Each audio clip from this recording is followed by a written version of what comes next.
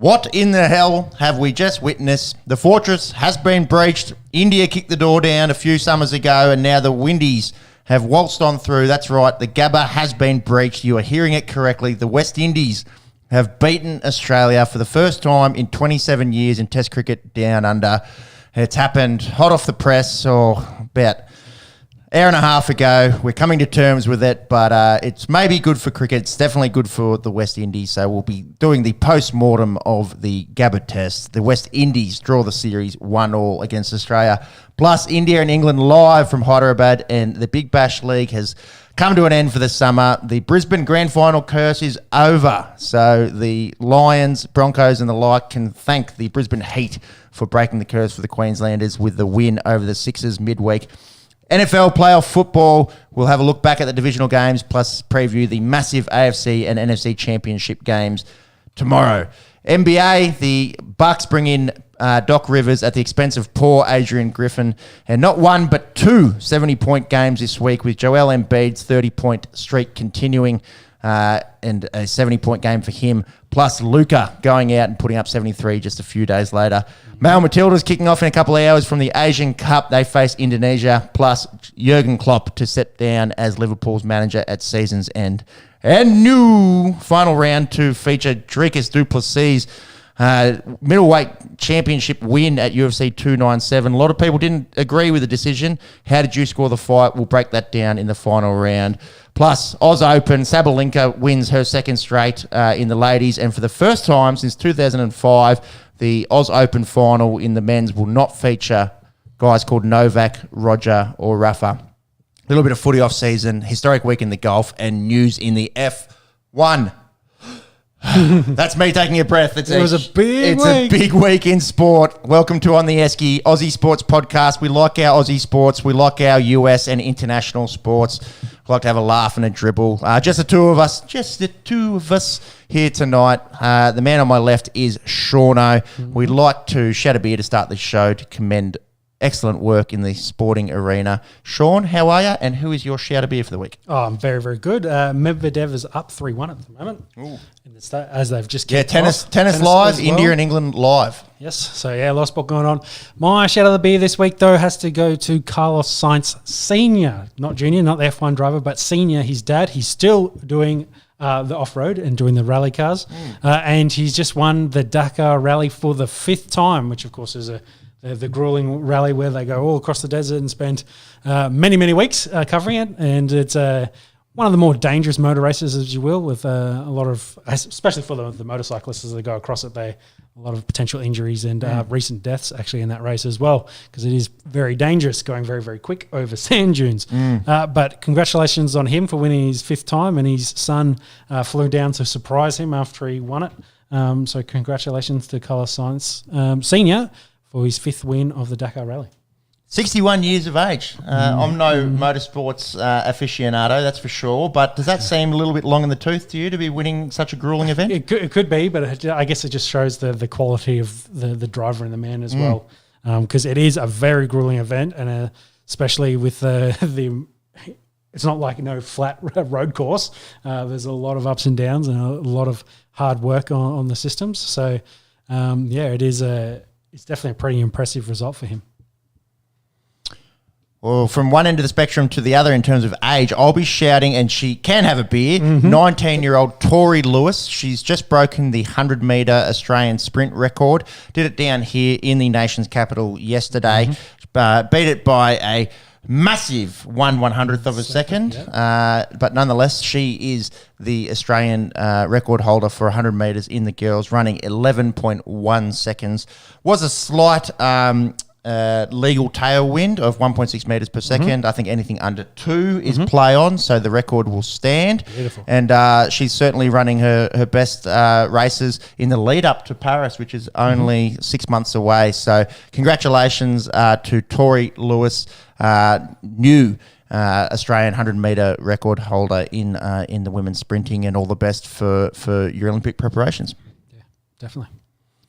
Mop of the week. It is sporting. Going west. We're going west. It is sporting. Former. Most people, I think, would have missed this one. Yeah, there was a lot going on yesterday. Well, Basil Zemplis, former AFL commentator and current Lord Mayor of Perth, he's either said something really sexist or has completely been misconstrued in what he said. He was doing a presser yesterday morning. The words came out something along the lines of the way that it was interpreted, at least, was women's sport being the Rezzies to possibly the men's final. He's come out and said, no. I was saying to the newsreader that he would be the Rezzies. Because no one will be watching the news because no one will be watching the finals. Yes. So. It came out awfully and there was a weird moment. The video wasn't great. Weird moment where you can see his head mulling over. Did that sound like I thought it sounded? Whether or not he's said something real dumb onto a hot mic or has been completely misunderstood in what he meant, that's probably up for the listener to decide. And go check out Basil Zemplis and the women's tennis being the Rezzies. Yep. Certainly didn't sound good. No, not at all. Not a great look. But go check it out. Make up your own mind. Fair mop this week? Yeah. Because he needs to do a bit of clean up, so you can take that one. He's been doing lots of cleaning up this week, that's for sure. All right. So just that update, Akshay Patel has gotten out there in that India versus England game. So it's also getting very, very tasty. Crazy, because England were in all sorts of trouble until Ollie Pope went nuts. We will talk about that after we talk about Australia and the West Indies. So let's get stuck in. Press that button. Let's get into it.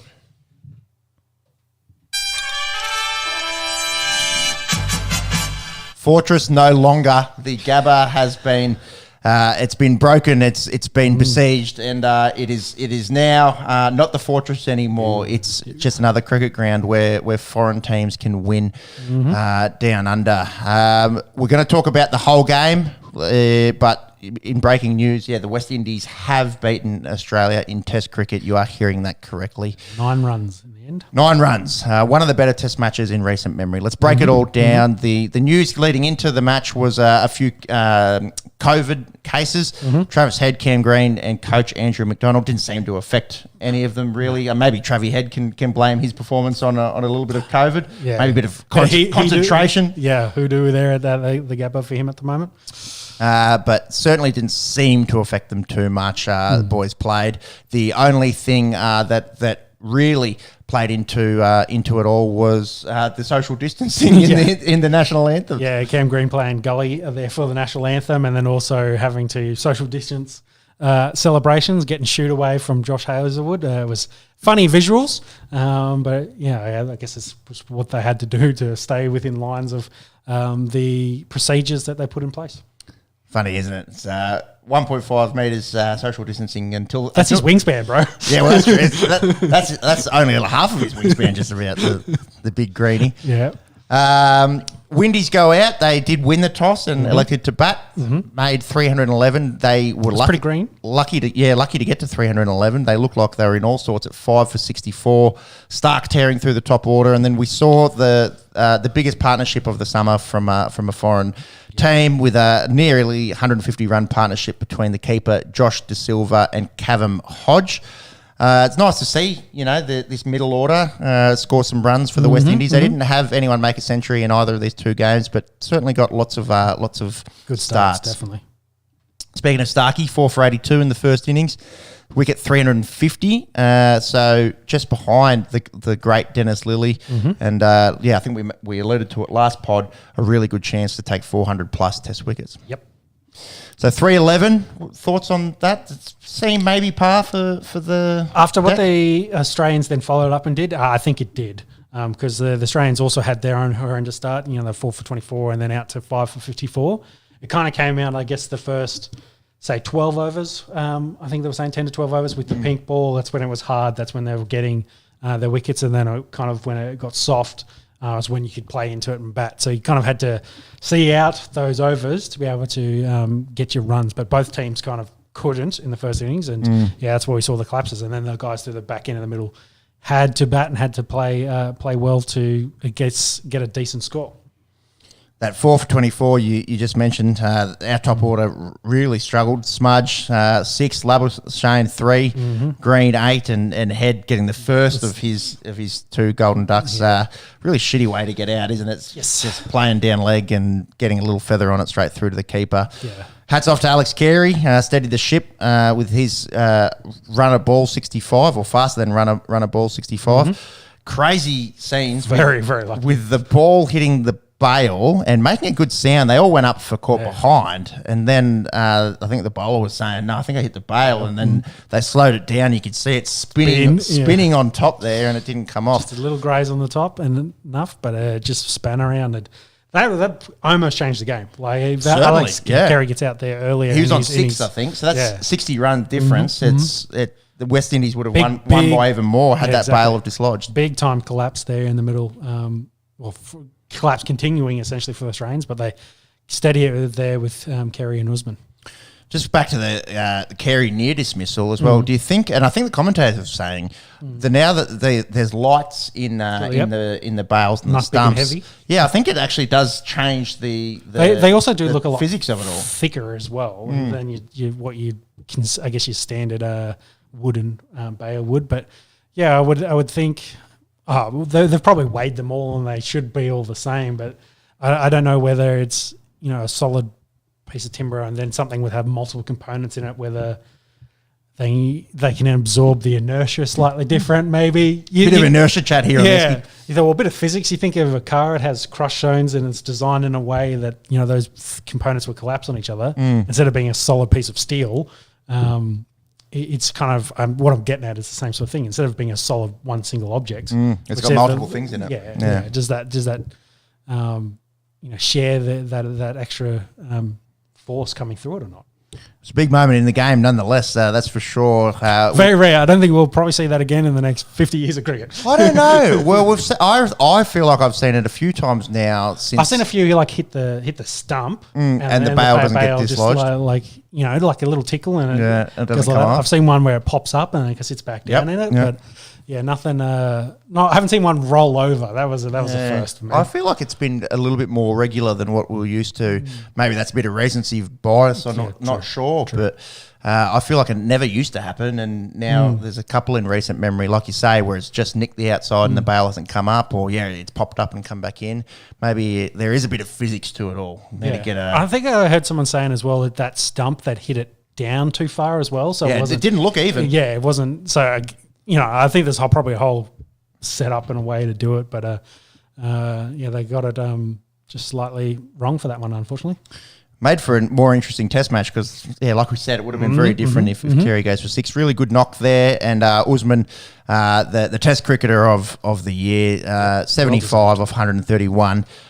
Interesting in both innings where we had one opener, looking okay and running out of partners.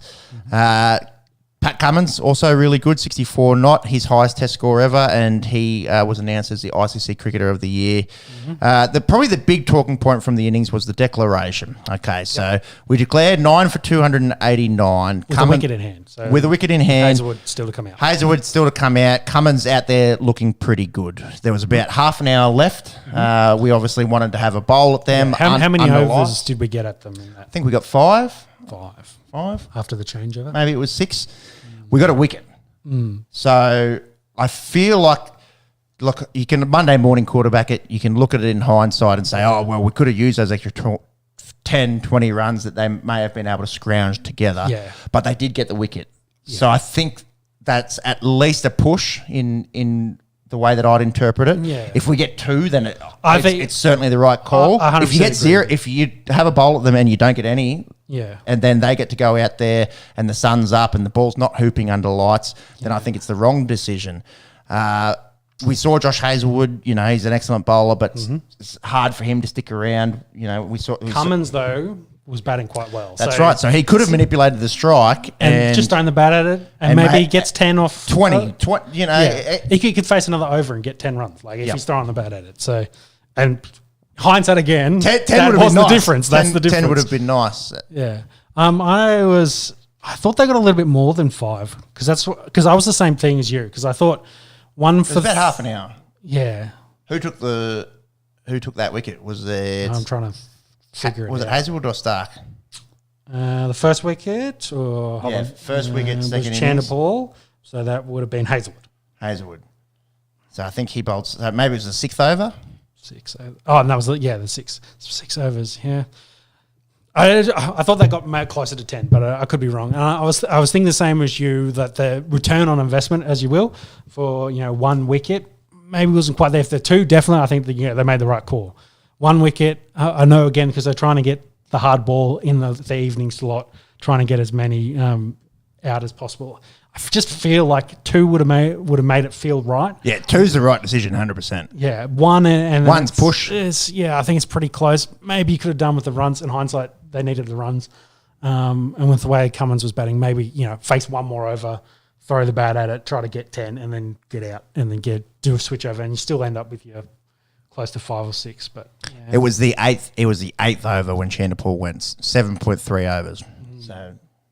And that was the last over. That was the last over. So had he survived 3 more balls, I think it's definitely the wrong decision. Yeah. The fact that they got that wicket, I think you can justify it. Yeah. It's very, very close.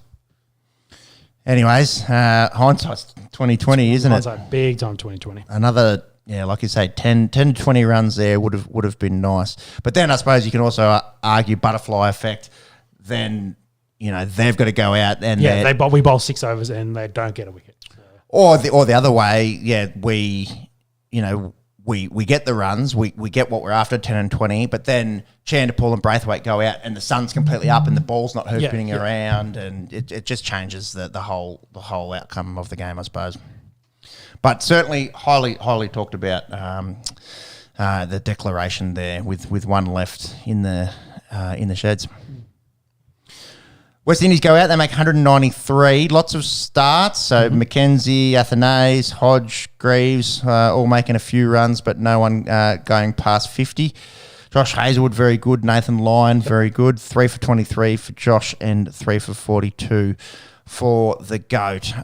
We needed, 212 to win?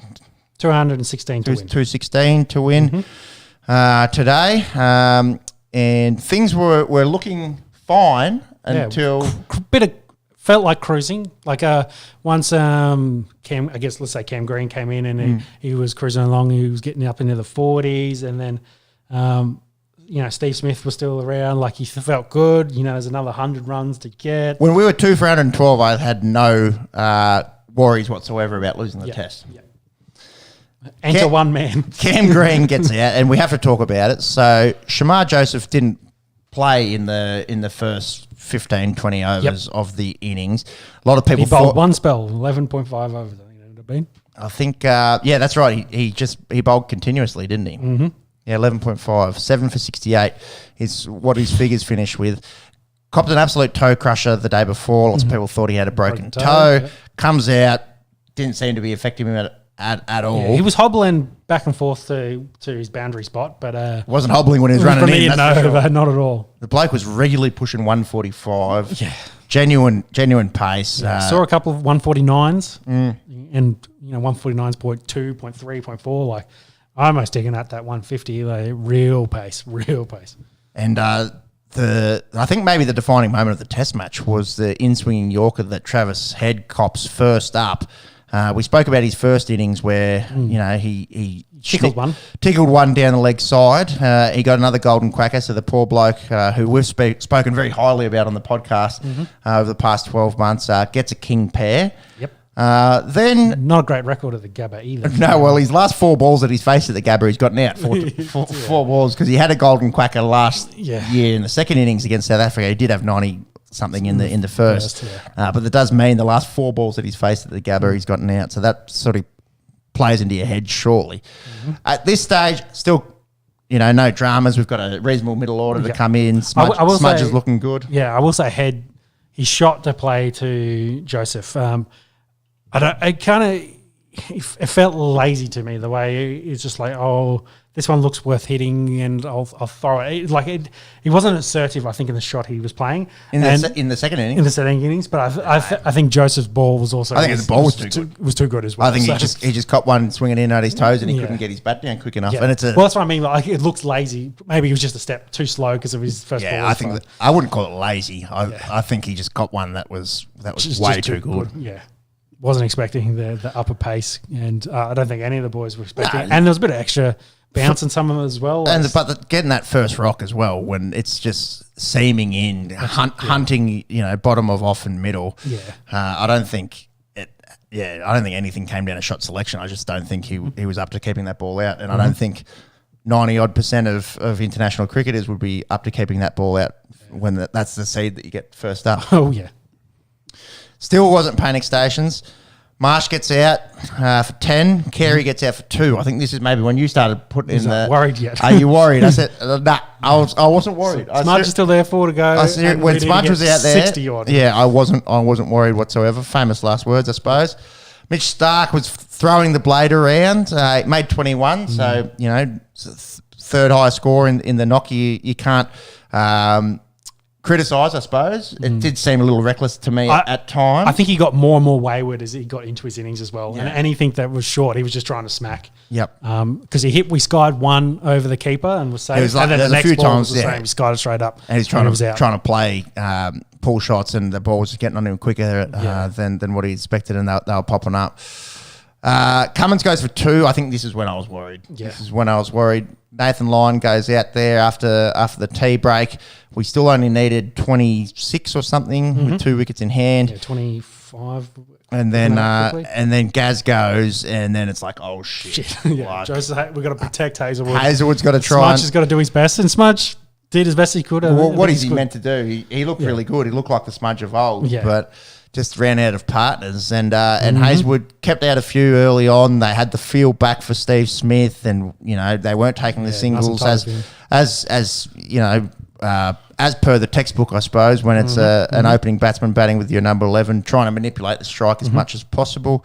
But at the end of the day, they're still going to face some deliveries, and he got an almighty seed again from Shamar Joseph. It was interesting because across those 4 overs, it was interesting that they took the single on the 4th ball in each one of them. I thought maybe Smith would like to, face another one, so take the 5th and then try to rotate it.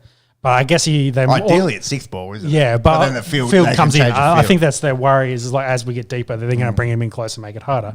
But if you push that extra ball, do they try to move it in and maybe you get a boundary? You also trying to get on that 5th ball, do you get a boundary and then you try to tickle one to get on strike? So I guess it's playing risk here. I just don't think. I think that again, hindsight, putting Hazelwood in front of Joseph, bad decision. But what do you do?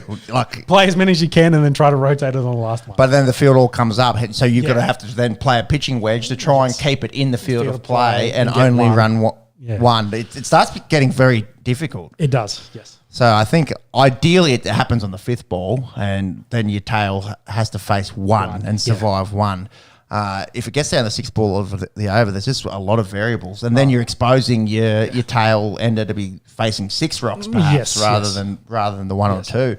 Again, I think this just needs to be credit to Shamar Joseph. That was a really good seed, and not many number 11s are keeping that out. Just went straight through top of off, and we saw historic celebrations. And well done to the West Indies, because at the start of the series, we said on this podcast, they're bringing out a bunch of unknowns, bunch of young guys. We were expecting another really short test. We saw the shortest test ever in Adelaide history. I think Rodney Hogg said that they were pathetic and horrendous, and they were using that as a bit of motivation. Well, Jimmy has done the fact checking on that, and it's got the quote from Braithwaite saying, "Mr. Hogg said we were pathetic and hopeless, so that was our inspiration. We wanted to show the world we are not pathetic. And I must ask him, are these muscles big enough for him?" With the picture, of course, him flexing with points of the muscles. So I'm going to say they're probably bigger than Rodney Hogg's. Yes, but that's a little unfair, maybe to Rodney Hogg. He's probably his words and choice of words there essentially echoed what the feeling was in the Australian public. It was like, what a bullshit way to end a summer with this team of no names coming out coming out here to face the incumbent world champions. You know, this like there was literally people saying to me, maybe I'm more interested in watching India England than watching my own team play. That was a great question because they played at exact same times, and I did point that out to you boys. Is like, what are you watching? Australia versus West Indies, or India versus England? Like. And, you know, there is a difference in the competition and the level of competition. But I think in Adelaide, you know, we talked about the Adelaide Mayor not being real happy. And I feel like West Indies played pretty well outside of their collapse in the second innings, which was the difference in the game. I think they played better in this one. Probably got some confidence out of that game as well of the way they played. Yeah, it didn't feel like a 2.5 day test. Like there was really, like you said, there was a lot of ups and downs. They had a lot of chances, and yeah, they you know, this turned into a 4-game, almost a full 4-day game. Sorry, but I think they were better. Like they were a bit more confident in their batting. They got a lot more starts.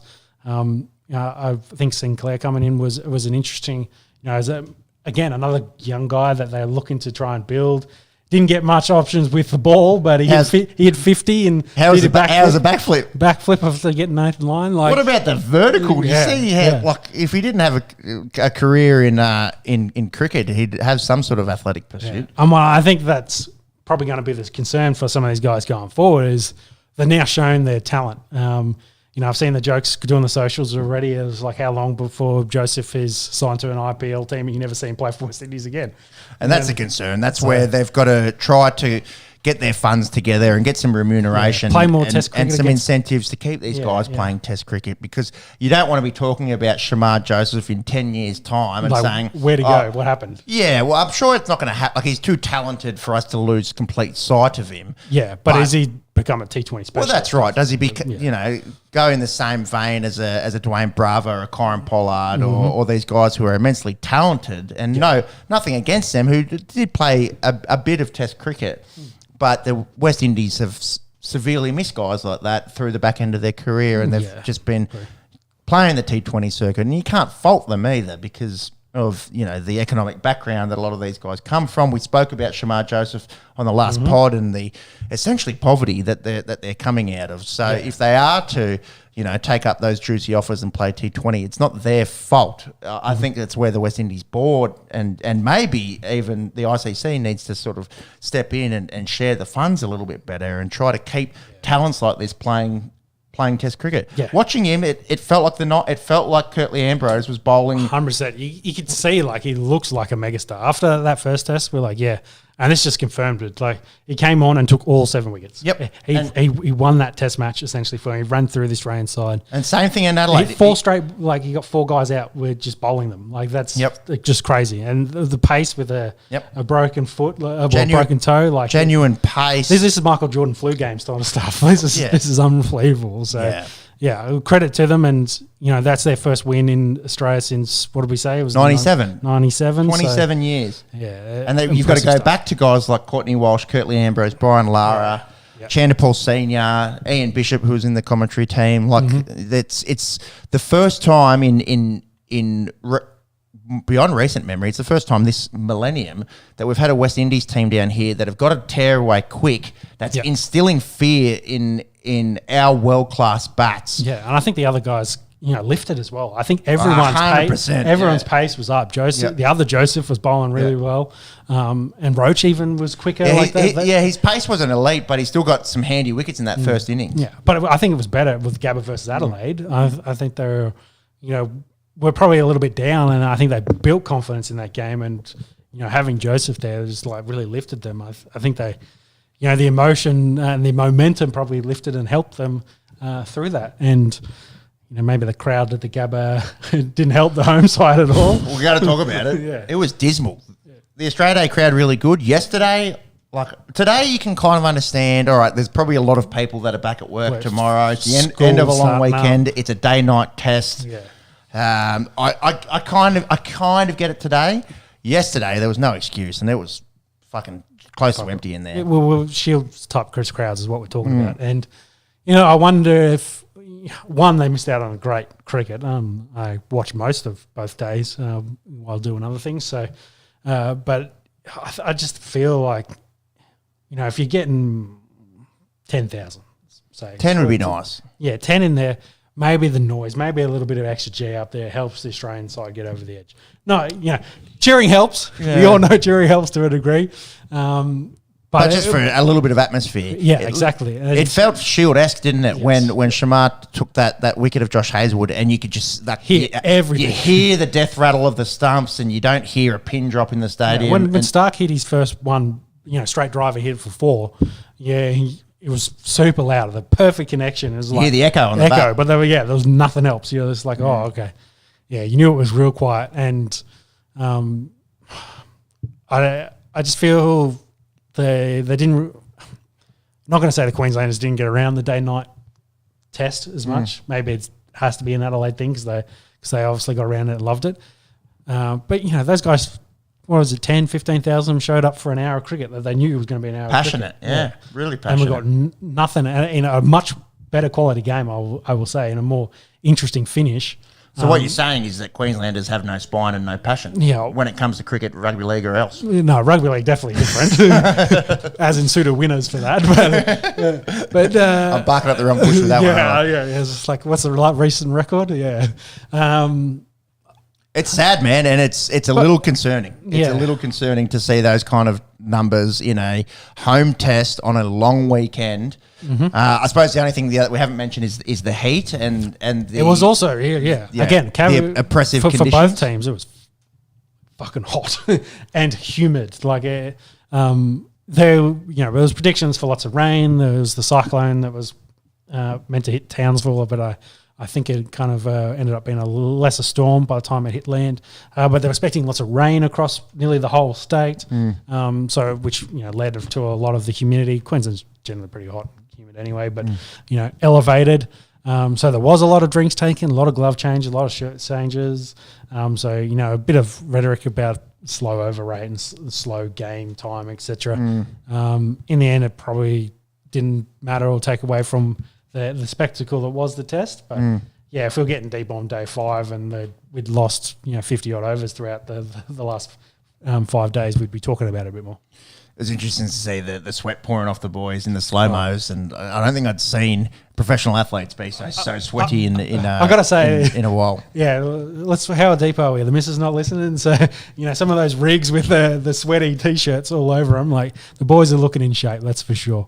We could have gone at 0.01 seconds into the podcast, and my missus wouldn't be listening. So can certainly comment on the good-looking sweaty boys. We do need to have a difficult conversation. Thank you to the boys that are in the chat, Macca and Big Dog. Marnus Labuschagne, 226 runs on the summer, average 28. A few lots of 60-odd, so 63 against Pakistan in Melbourne, 60 and 62 not in Sydney. The West Indies, these were his scores: 10, 1 not out, 3, 5 at his home field there at the Gabba. Is he in any kind of selection danger, or is it just no? Marnus is out of form and he'll come good. Well, you look at his other summers. Summer in 22-23, he had 600 runs. Summer in what's before that?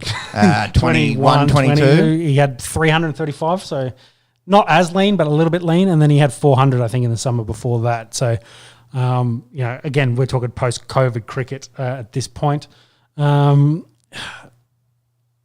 hard to say. You got to also think for the West Indies games, new opener, Smith didn't do a lot, so he did come in very early and, again, faced a lot of the hard ball we were talking about.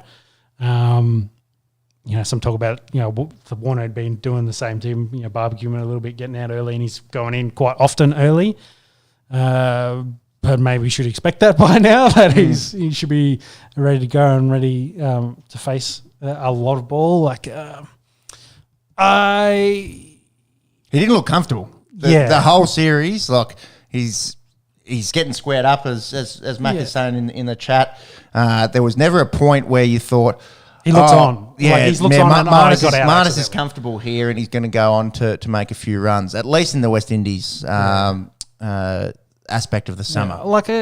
As a comparison, I think whenever Bison came out, he just looked like he was there. He was ready. Mm-hmm. Yes, he wasn't getting massive scores he's getting out, but he looked like he was trying to score and was a bit more comfortable. I'd say Cam Green not in the first Test match, but I felt like in this one he was feeling more comfortable. Yeah, he looked good. Yeah, in that fourth spot and looking better. Some interesting comments from Nathan Lyon on him, which we'll get to in just a second. So, but hard to say. You can't drop him. Like who else is banging down the draw? So I think it's twofold. Okay, I think it's the bloke's a top 10 ranked bat in the world. Yes, he's out of form, but yeah, you're looking at last summer where he's had 611 runs, averaging 100. He still had 100 in England in the Ashes, despite not having the best 2023. I think just based on that, the bloke buys himself a fair bit of time. And then B, who's banging down the door? We were having all the chat around Warner and the next replacement, and Bancroft had all the runs on the board, and they don't go with a specialist opener, so all of that maybe plays into that. Well, if you want to bring in a specialist opener and you want Cam Green in the side, well, okay, then maybe Marnus is the one that has to go. I'm just playing devil's advocate there. I'm just saying I don't see it. I think point A, the bloke's got too many runs on the board in terms of his Test career, albeit not in the last 12 months. And B, there's no one banging down the door. Yeah, well, I think if you think of the best 11 cricket players in Australia, they're playing for Australia. Martin Love, born in the wrong era. I think Jamie Siddons and Michael DiVenuto also say hi. The late 90s, early noughties, we had a plethora of sticks, that's for sure. Yeah. And, go back to Steve Smith, like he kind of struggled in the first 3 innings he had as an opener. I think he's probably bought himself some more time with his 91 not out. Unfortunately for him, he couldn't ton up because he's been a bit dry for tons as we've looked in the past. But I think he will have some chance. I think they'll keep – this is the side going forward. And, we don't play again until the end of the year. No, we got the 2 in New Zealand. 2 in New Zealand, that's right. February, New Zealand, and then nothing till the end of the year. Yeah. And I think this is a squad. Yes, they've got some struggles, and, Trevi Head's had some struggles as well. I feel like... Well, if you take out the 100, he's had a very, very, very thin summer. But again, that's kind of like the old Warner criticism. If you take out his huge double 100 on Boxing Day where he single-handedly wins a test, then he's done nothing. We'll be like, cricket doesn't really work like that. Yeah.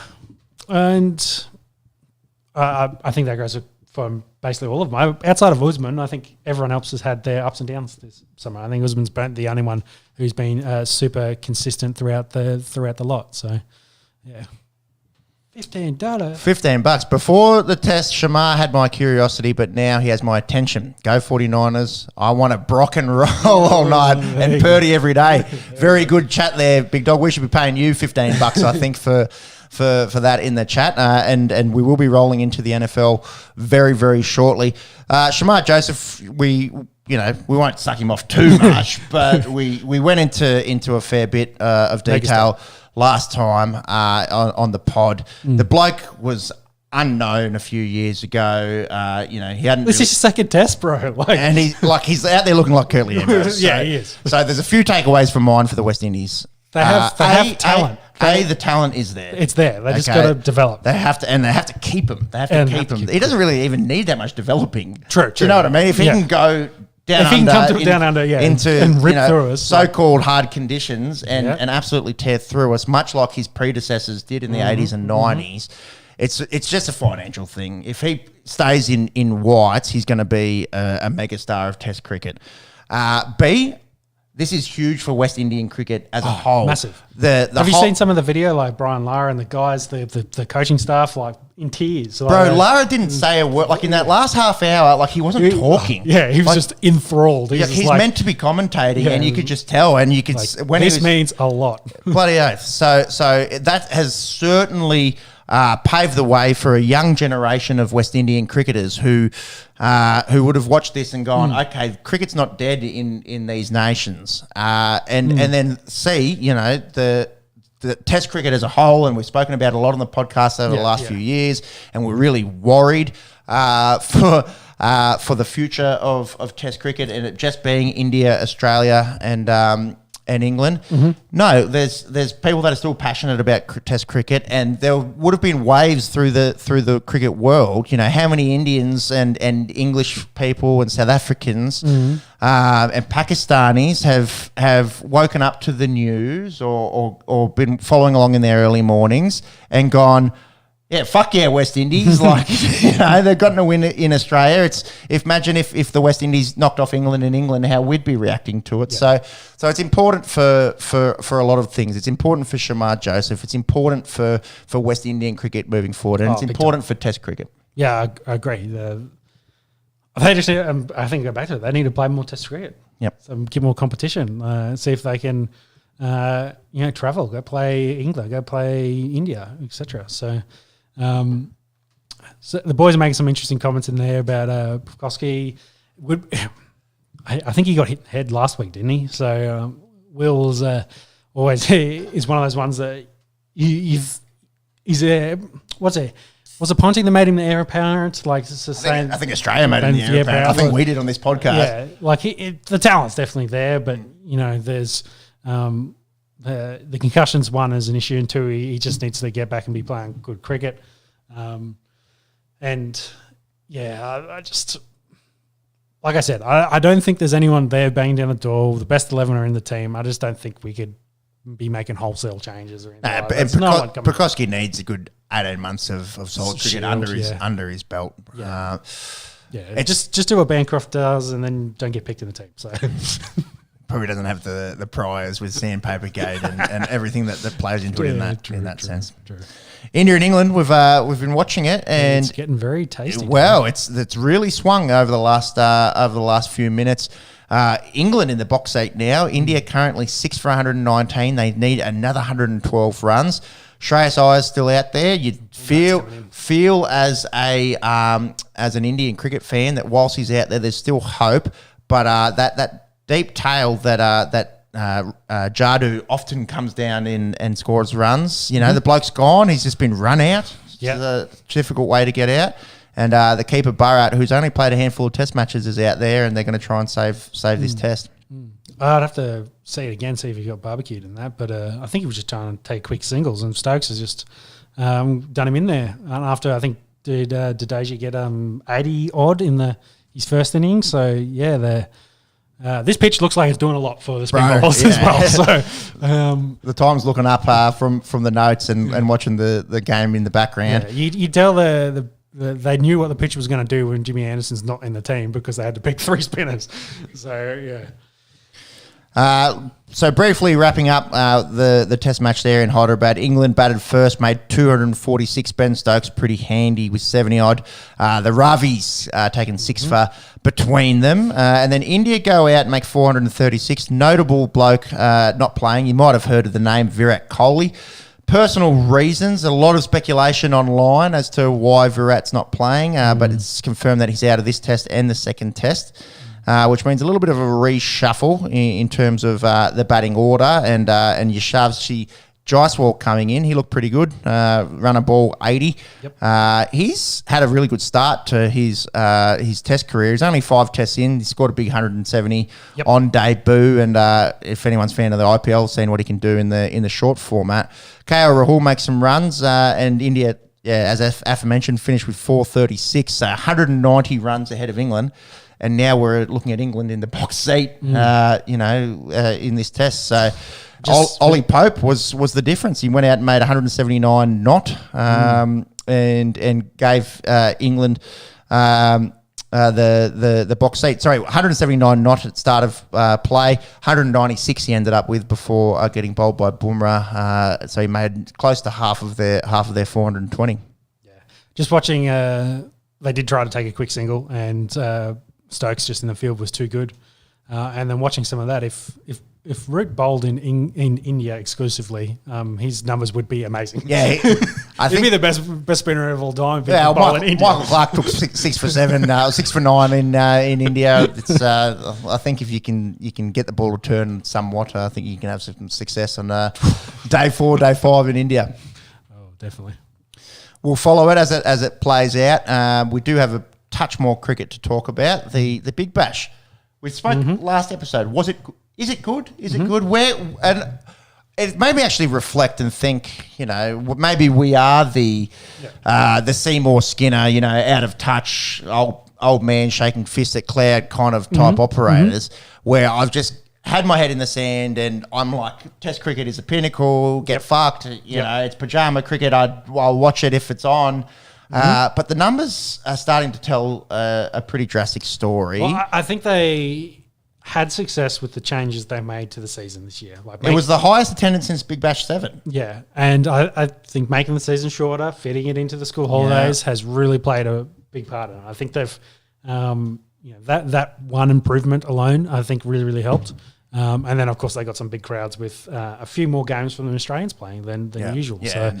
So, that helps bump the average up a little bit. But I think overall it was more the timing and the way the schedule was shortened, essentially, that it wasn't a super long season. It kind of fit into the school holiday window and, the young fellas could get around their team and essentially follow it all from start to finish. So, but there's a big thumbs up for Cricket Australia. They've finally done something right.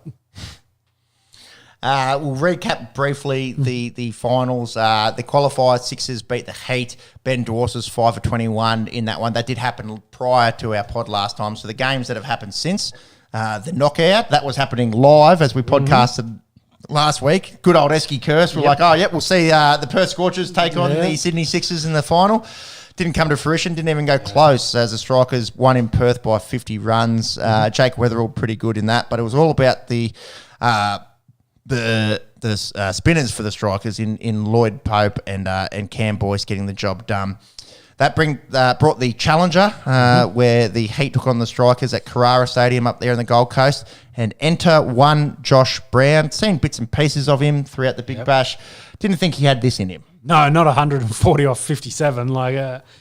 It was just his day. Let's put it that way. He turned out and he was just obviously seeing them like beach balls, hitting them for six. What did he get, 12 sixes in his innings? 12 sixes, Big Bash record, and the third highest score in Big Bash history, behind the likes of Glenn Maxwell and Marcus Stoinis, I believe. So pretty elite company that he's amongst there. The bloke's a bat maker that plays Brisbane grade cricket. Yep.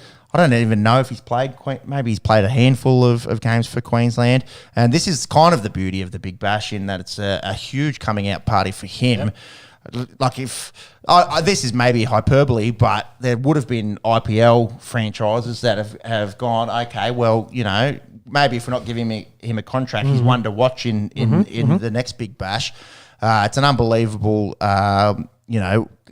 showcasing of his skills and unbelievable viewing. That's the best. That's the most entertaining white ball knock since Maxi in the World Cup. I agree, and the BPL's screaming for stars that they can build around. Like think of the Linsanity from a couple of years ago.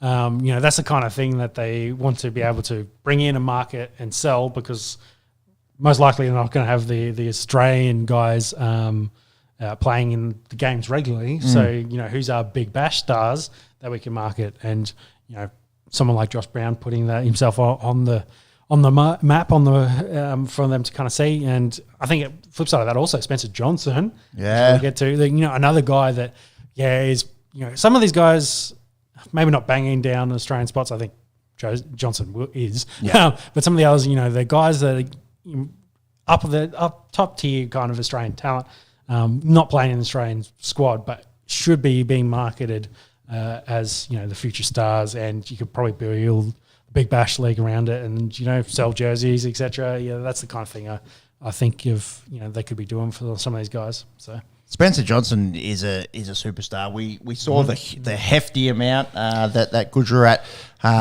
forked up. Questioned it at the time. Now understand why. Yeah, I thought, wow, that's a lot of money. From what I'd heard, he's a good young quick. Let's see what he can do. But the bloke had 7 for 46 in the last two games of the Big Bash. So certainly has announced himself on the world stage. He did get the KFC medal for the best on in the final, which the Heat did win. We've spoken a lot about Josh Brown in Brown got 50 in that. Looked all right, and they did it really easily in front of a sold out crowd of 43,000 there in Sydney.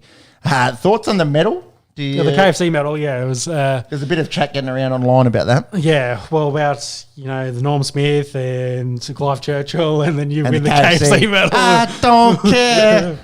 Shut up and take my money. Oh gosh. Won't miss those ads, I must say. I wonder if they're kind of funny. The first 400 times you see them in the summer. I just hope he can take that medal down to KFC and get a Zinger burger. Swap for a Zinger? Or at least they give him some recognition. He's got to get at least one freebie. They say, bro, I'm wearing the medal, bro. Bro, you need to pay for your Zinger. We've got 100 of their medals back here. that medal honestly looked like something that like a fucking participation award kid would get instead of a blue ribbon. Like, we've gone past the ribbons for participation. Now you get a KFC medal.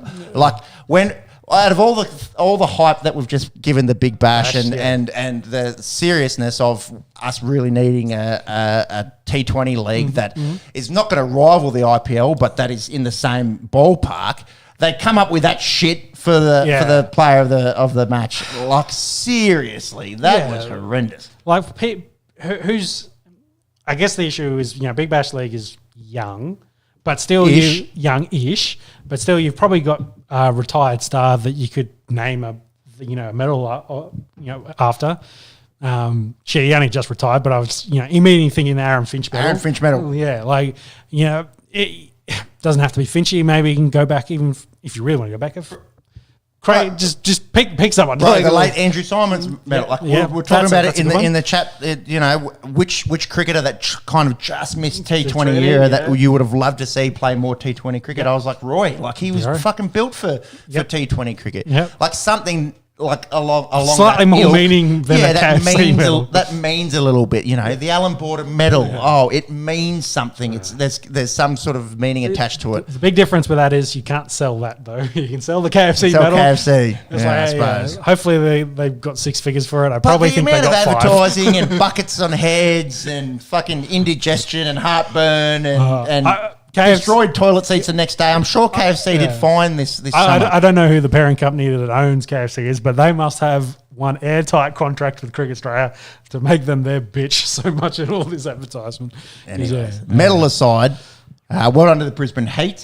It's the last few years has really been, Scorchers 1 year, Sixers the next. So good to see the Brisbane Heat go out and win their second for the franchise. Both those teams to get there. So. Yeah, and I think the Big Bash, as much as have been critical of it, it's certainly, the numbers prove that this year was better. It's going in the right direction. Agreed. I think, like you said, shortening the season was important. And I think moving forward, they just have to have some games where the stars are playing, and whether or not that's going into the finals and having the finals with the stars, which didn't quite happen this time round, or at least having some games where your Australian stars are playing. I think that's integral to the Big Bash moving forward. Do you think Usman could have played for the Heat on Wednesday and backed up on Thursday? Yeah, there's a lot of chat around that. I would not I'm still very much team. I've seen some Origin players play Wednesday and then play Friday night football. It can happen, but for mine, Test cricket is sacred, and one does not play true. KFC bucket, medal winning cricket the night before Test cricket. Yep.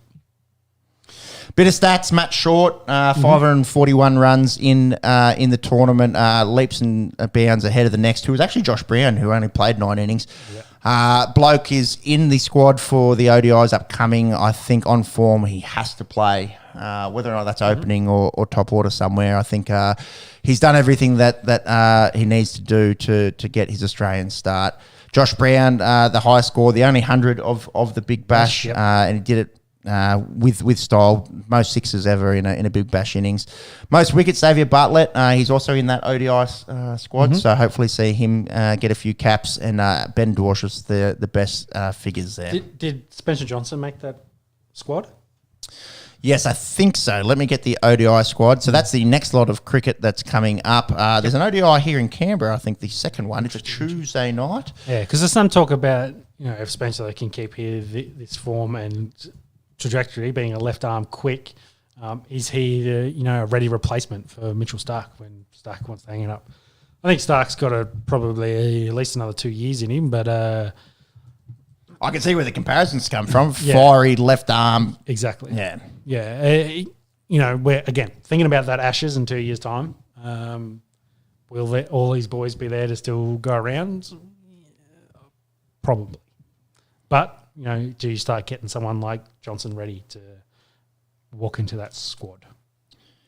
Men's Dettol ODI series. No Spencer Johnson. So Smith, Head, Sean Abbott, Xavier Bartlett is in. No Jake Fraser McGurk comes in. Glenn Maxwell out. Had a big night. Hoping he's going all good. Yep. There's a few sort of incidents recently, so hoping the big show's going all right. Cam Green, Marnus is in the squad, sorry. Yeah. Aaron Hardy, well deserved. Should play a little white ball cricket. Inglis, Labuschagne, Lance Morris is in, so the Wild thing is in. Cummins as a rest. Matt Short, Will Sutherland, interesting in. Feel like we'll probably just be there for a bit of net bowling and getting some experience. And Adam Zampa. So that kicks off down there in Melbourne, February 2nd, which off the top of my head is Friday. I think that's Friday. Yes. Maybe it's Thursday. Thursday or Friday. Tuesday, Friday, Saturday. Sunday. I'm going back from the. I know the Canberra's a Tuesday, so that means that's a Sunday, which means that's Friday. That's Friday. Got it. Yes, it is Friday. Saturday shows the freakins. Is it Friday? Yeah, it's Friday. Fuck off, Macca. Anything else? Oh, Canberra Cricket ACT have put in a bid for a Big Bash team. Yep. So we've spoken a lot. There is chat about possible expansion. 10 teams. I'm for it. Who plays here as pseudo home team? Is it Sydney Thunder? Yeah. And I saw some those games often sell out. Sell out, but I also see the Thunder aren't super keen as well, as in saying, we're taking a home ground away from the home ground. Yep. But, there's definitely a love for it. People turn out to the Theatre of Dreams at Monaco Oval. If they do expand, you'd think they go to 10, and I think the best way to move forward is bring in New Zealand. Is bring in a New Zealand team. Would be quite interesting. Yep, I tend to agree. That means obviously logistics make it travel. 2 boards have to come into it. But I think if the Big Bash becomes the premier destination for short format cricket, what's their time zone? Are they 2 hours behind or in front? Do you know which way the world goes? Yeah, I'm sure.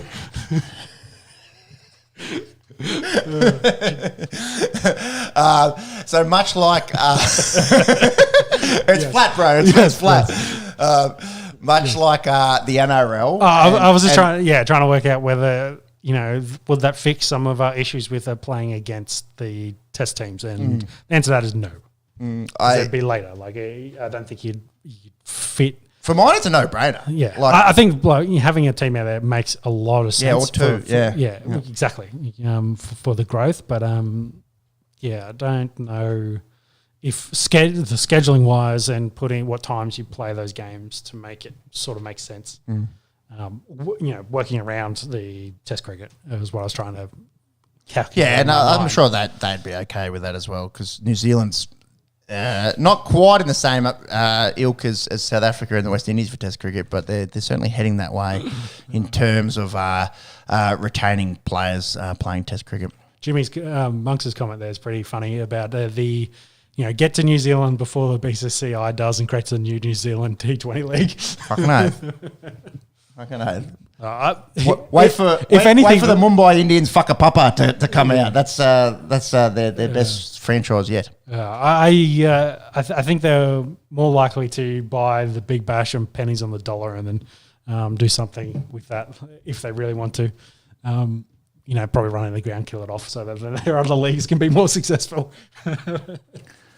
Only other bit of news is Alan Border come out over the weekend and announced that he's got Parkinson's disease. Did a good lunchtime kind of interview with him and go through it, and he's been on commentary as well throughout the test. So diagnosed 2016. The bloke's been fighting it for 7 years. You'd have no idea from watching the cricket.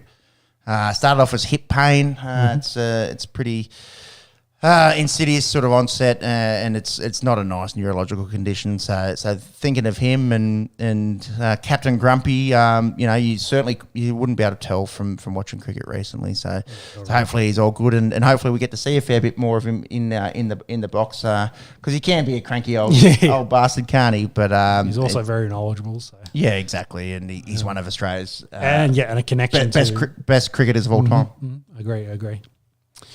Before we move into the NFL, update on the cricket. I'm going to put the curse on them because we don't like the English Pommies, that they're definitely going to win this game from here.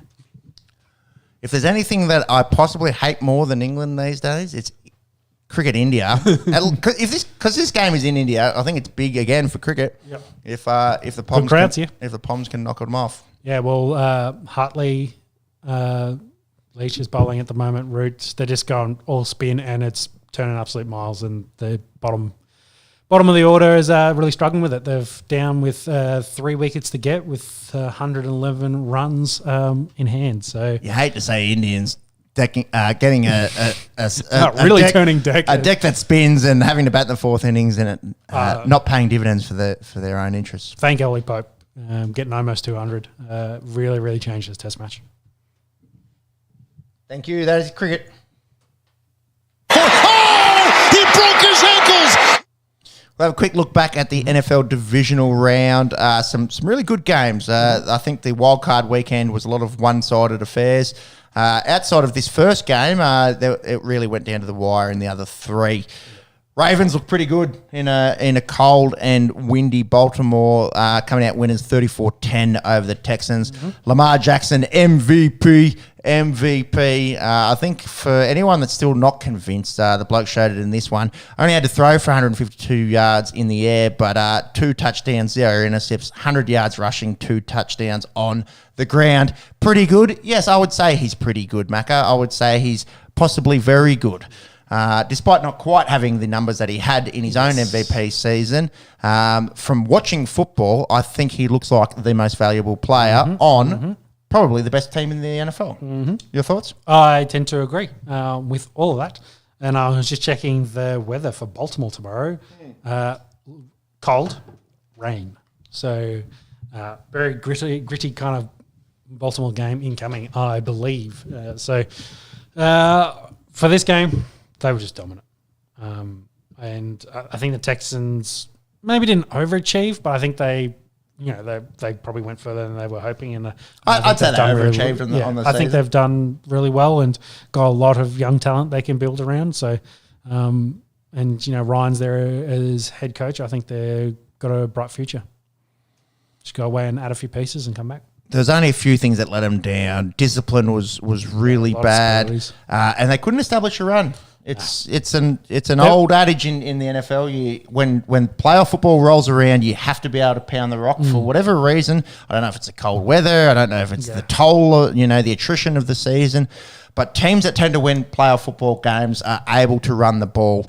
I think they had about 40 rushing yards total. They just couldn't get it going, and the Ravens were way too good. CJ Stroud, I think, will be the offensive rookie of the year. I don't think there's any question around that, and the future is good for the Texans. I think it was good, much like the West Indies winning in cricket. I think having the Texans be a good team is good for the NFL. Yeah, I agree. And you got to remember this game was 10-10 at half time. So it was all second half. Yeah, I think the Ravens really showed their masterclass and where they are as a team. So yeah, the bank was rocking. Thank you, Macca. Often, we talk about the 12th man in Seattle or Arrowhead when it's heaving. MT&T Bank Stadium there in Baltimore, the 12th, is very important, and they've got passionate fans. Not a lot to be excited for in Baltimore outside the Ravens, so I think they'll definitely get around them. Oh, we're talking about how things have gone outside of football in Baltimore. It's not good post COVID, so there's a lot of people in the community that I'm sure this means a lot for them. And we'll get to the AFC Championship game in a second, but it's their first hosting in a number of years. Yeah, well, it's been running through either New England, Denver, or Kansas City for the last 7 or 8 years. So yeah, it's been 6 straight for Kansas City. I think it was Denver the 3 before that, or flipping between them and New England for, 6 That's or 7 essentially the years, last so- 25 years. Yeah, It yeah. generally runs through one of those three places. 49ers Packers, this rivalry continues to not disappoint. The Packers did lead this game 21-14 at three-quarter time. I think there was two moments where, as a Packers fan, you go, this is it. So Packers, well-noted kicking woes over the last few years with Mason Crosby. He goes. The rookie Anders Carlson comes in, brother of Daniel Carlson at Las Vegas Raiders. Push one that he probably really should have nailed, and then a costly fourth quarter intercept from Jordan Love, who throughout the playoffs had really played quite well. Means that the Packers get knocked out by the 49ers, much like the Texans, much like the Bucks that we'll get to in a second. When the expectation isn't really that high, you look at the season and you think, well, maybe they did overs, and they certainly haven't disappointed anyone. I agree. And I'm not sure if we got there, but I'm pretty sure the teams that won, none of them, they didn't have turnovers. They didn't throw interceptions. No intercept. I think that's the teams that lost through picks. I'm quite sure through 8 games back in the wild card and in divisional, I don't think the winning quarterback's thrown an intercept. Yeah, I'm just trying to look at our numbers there, and we should be able to get it from this one. We've Yeah, got to I go think back to. we- I we think think that's true. Fact check us defense if and we're wrong. turnovers. Again, Well, that's not rocket science. So yeah, well, we'll get to the 4 teams that are remaining, but 3 of those were the position 1, 2, and 3 in points allowed for defense through the season. So, you got 3 of the top upper tier defenses playing. So it does definitely help. They might win championships. Some might say. It matters when it gets cold.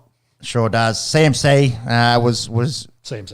yeah, he was unreal in this one. Two rushing touchdowns. Brock Purdy really played the game manager type role that he's Did have a good becoming famous final for. drive though to put them. They still had to win it. They still had to win it. It wasn't so. handed to them on a plate. There was obviously a few plays in the fourth quarter that Packers, will look back and regret. I think the kicker got released straight away. Yep. I'm pretty sure. So they go and defensive coordinator, which seemed a bit stiff because allowing pretty good, but you allowed 24 points to an offense that was really good this year. I don't think they were a bad defense. They certainly weren't an elite defense. When you look at all the numbers, they were in the bottom half, the most measurable. And it's interesting because there isn't a lot of good guys, I guess, available at the moment for defensive coordinators. So it was a bit of an interesting one because you'd think that have someone there they're aiming to get if they're going to replace him like that. Lions and Bucks. I think the NFL. America's team. Well, I was trying to find a word here. I think NFL fans outside of the 3 other teams that are left, I think everyone is on the Bucks on the Lions train. Jared Goff again, quarterbacks in this round that won tended to be pretty good. Yep. Jameer Gibbs, I think we've got to talk about him. I think there's an argument to say that he might have had a better year than Bijan Robinson. Oh, easy, definitely did. You have to, I just said it. but you have to also consider that Gibbs is on a good team, whereas the Falcons, they didn't have a bad year, but they weren't the Lions. Yeah, and they didn't pump him the ball either. They He had to be really in the committee there with Montgomery, it was more a role guy. whereas Bijan was certainly number one with Algier stepping in when needed. It's one of the reasons why they're getting a new head coach. So, yeah, I think Gibbs did really well. He scored 10 touchdowns this year, and then Laporta did the same, scored 10 touchdowns. You look at that draft class. Yeah, just look what those boys have been doing over there drafting. They've been excellent. So, not just this draft class, but the last couple as well. So, Dan Campbell and the guys over there have really done a good job getting in talent. And then the Sun God's also been amazing. He's really good. I think we spoke about top 5 last week. If you don't have him top 5, he's certainly top 8. I think that's his first game in 6 weeks. He'd gone under 100 yards. So he's a freak, man. he's just so dangerous. As soon as he gets the ball in his hands, the yak is certainly something that he can add, and it's very explosive. And found the end zone in this one. Didn't quite get the 100 yards, but he's very good at football. I give credit to Baker. I think they'll probably sign him to a slightly longer deal because he was on the 1-year deal. Give him a couple more years to see if he can cement himself. Mike Evans still doing Mike Evans things. So, that team's not too far away, but they've got a lot of guys coming off contracts at the moment. Both the 2 guys I just mentioned are off contract. A lot of the defensive players are off contract. So see what they can do as a team going forward for the Bucks. You also don't have to be that good in the NFC South. Like Carolina's not going to be winning many games next year. Atlanta's been a basket case in terms of come playoff time, you want to be good. So yeah, that is true. That is true. But you don't want to just win your division and then go through wild card and then get knocked out. 100%. But it's not like they're in the NFC East and they've got to play Dallas and Philadelphia a couple of times a year. Florida state taxes, etc. They'll have some guys that want to play there. So I think they'll get some jobs done. Chiefs win against the Bills. This one kind of split us on the panel last week. It's incredible to watch Chiefs. They just find a way to win these playoff games. They're going to their 6th straight AFC Championship game. Patty Mahomes didn't turn the ball over, didn't have explosive numbers, but they pounded the rock well, and we saw... Played defense well, I think. And we saw Mrs. Taylor Swift get out there and find the end zone a couple of times well. Yeah, ran the ball and played defense. Yeah. So playoff football. And Josh Allen's going to get a lot of criticism in this one, but I don't think there's much more he could have done in this game either. The bloke had 72 yards on the ground. He ran into... Diggs had a quiet one, but he was covered well. He didn't turn the ball over. No Gabe Davis, I think, maybe hurt them a little bit. So, but he did everything he could. He scored 2 running touchdowns. Questions will be asked of that team, considering they can't beat Kansas City. Like, what do they need to do to make it to an AFC Championship game to make it to a Super Bowl? That's kind of where they're at. I think Josh Allen's still a mighty talented quarterback. Fucking earth. I think he threw the most touchdowns this year, if I remember correctly, or maybe had the most total touchdowns, which is probably also correct.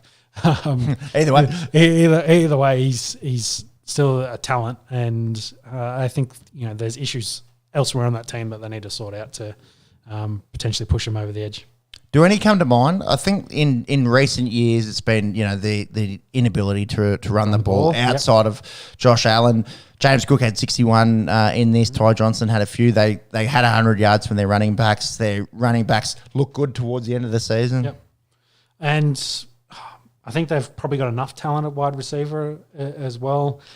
Maybe they need a guy as well. Like I said, Diggs was really quiet in this one, but again, credit. I think Snead got him for most of the game, and he's played unreal for Kansas City. Should have been a Pro Bowl. Yeah, I think maybe their defense has taken a step back from where it was in recent years. Yeah. So maybe that's where they need to focus, because, again, we've been talking about it.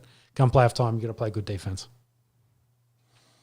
DeMar Hamlin going to be the comeback player of the year? Yeah, I think Flacco's kind of said, no, it shouldn't be me. And who was the other option? There was one other. Baker potentially could have been an option. But did you die? Yeah, but did you die? Yeah. Mr. Chow, I think Hamlin's probably got it in the bag. Storyline wise, yeah. I think they hanged him out a little bit in this because they did try to do the fake punt and gave him the ball. Yeah. Interesting decision, that one. Which was a huge call in the end of the game. We always talk about Dan Campbell's nuts. Sean McDermott got a few as well. Don't love the play call or play design on that one, and maybe he was hoping they'd just part the sea for him and let Hamlin get one, but Kansas City was too good for that, and they stopped him short. So, I can't think of really too many other options. The storyline's just too good. That does roll us into our championship games, which kick off in just under 10 hours. Mm-hmm. We'll start with the AFC Championship. The Chiefs travel to M&T Bank Stadium. Baltimore hosting its first AFC Championship game since 1971. That's over 50 years in the making. They didn't host it in 2000? No, so they've won away. So they've got 2 Super Bowls in that time. Yeah, they have. But they've won those AFC Championships away both of those times. So the bank will be absolutely heaving. We're expecting cold. We're not expecting snow, but we're expecting cold and wet. And we are expecting Mandrews. We're expecting Mark Andrews to be back in the lineup. He's active. We thought he might have been good to go last weekend. Wasn't quite ready. Isaiah likely did find the end zone, but we should see Mark Andrews suit up, which is a massive in for the Ravens. Lamar's quote was pretty good. He said he's my bread and butter. So fucking let's see if he can come in there. First starter. There you go. Yeah. For Andrews. the man likes to fire in the end zone. He's obviously coming back from that high ankle fracture. So he's got 7 weeks under his belt, I think, since the injury. The hip drop tackle coming into the vernacular of Americans. So it'll be good to see arguably the best tight end in the league lining up for the Ravens, who start as short favourites here. $1.47, which for mine, when you're playing against the Chiefs City, in their 6th AFC Championship game, is way too short. I think they should be favourites, but for mine, the value's not quite there. Chiefs at $2.70. How do we see this one playing out? I think defensive battle. Yep. Probably should credit Andy Reid on the job he's been doing over there at Kansas City. I think he's made, what did I see? Was it 40%? I'm just going to go 50. Just make it up. Make it. Make out a I'll make a face. Someone can fact check it for me, but of his career, he's made like 40 or 50% of the time he's made it to a championship game. Yeah, because he had a great run with the Eagles. And exactly. There's six in a row with the Chiefs. Yeah. I believe it. Yep. So he's Put some Mayo on it. Go 60. Yeah. Bit of Jared Mayo on there. So I think it's been a really good run for him and what they've been doing. I just don't think Rice has been good for them, but I just don't think they've got enough, which is where all season they've been kind of unders with how they've been throwing the ball wide receiver wise, and they just probably run into a Baltimore defense that's just going to be too good for them. That's the kind of way I feel it. I don't think Pacheco's going to be able to just maul and run over these guys as much. I think it's going to be a hard, gritty, close football game. It's probably like a 28-24 type game than a massive scores. Add in the weather, etc. Being in Baltimore, I just feel like it's Baltimore's game to lose. I think they're there. Like they've got the team. Like we said, it's probably the best team in the NFL at the moment. They're there. They're ready. They need to capitalise. Mac is fired up. He's ready to go. Friend of the Esky has featured on some of the old Esky eps. He's not going to like what's going to come out of my mouth. No, you can't go past him. Mahomes, Reid, 6 championship games in a row. Probably the best quarterback of all time. Time will tell. What was the stat? They just win. They just win these games. No, what was it? It's the first championship game without Brady and Peyton Manning. No, that can't be right. No, what's... Oh, no, that was the playoff one. Don't worry. We talked about it last week. I remember now. Ignore me. Move on. Sometimes I do. Sometimes he may have a valid point here. Where's his brain going? No. I don't know, man. It's hard to ever rule out the Chiefs. They've been underdogs the last few weeks. Oh, no, they were favourites against the Dolphins. Yeah. They were underdogs last week, but... I don't know, man. I think the point I was going to make, like, you look at Allen and Mahomes, they're Manning and Brady now. Like, the guard has officially changed. These are the best quarterbacks in the league. These are the superstars that they market and you turn out to watch. So, Lamar's in that conversation now. Well, what would be great for his resume is going to the Super Bowl and knocking off the Kansas City Chiefs and all of this playoff rhetoric and Lamar, and he's just a running back and he can't do it when it matters. And he's all got of one that. MVP. He needs a second one. They couldn't capitalize it in 2019. Like, I think they need to do it now. Lamar's quote at the draft time, you're going to get a Super Bowl out of me. Believe that. It's one of the all-time great messages. Been picked 32. So, again, interesting that draft class, considering everyone was fighting over Baker and Sam Darnold, who went 1-3, and then Allen went 8-ish. No. Did Josh Rosen go 8 and then 12 for Allen, and then Lamar went 32? Crazy, man. Yeah. And that might be a draft class that we're seeing coming up in April too. Yeah, exactly. Time will tell. Yeah. So, we'll get into draft class coming up in the future, but it's quite interesting that, the guys with mega talent just had the systems to develop them, and then they've taken over. Another good point there in the comments. Chiefs have only scored 33 times this year. Ravens, in most categories, defense number one, if not, top 5. Yeah. Well, like I said, I think that's going to be the storyline. I think the Chiefs were like 3 for scoring, so they've managed to keep games close. So that the limited points that they have been scoring, because the offense has been struggling in Kansas City. It's not the mega high-powered certainly thing it by has their been own lofty standards. Yeah, exactly. Yeah.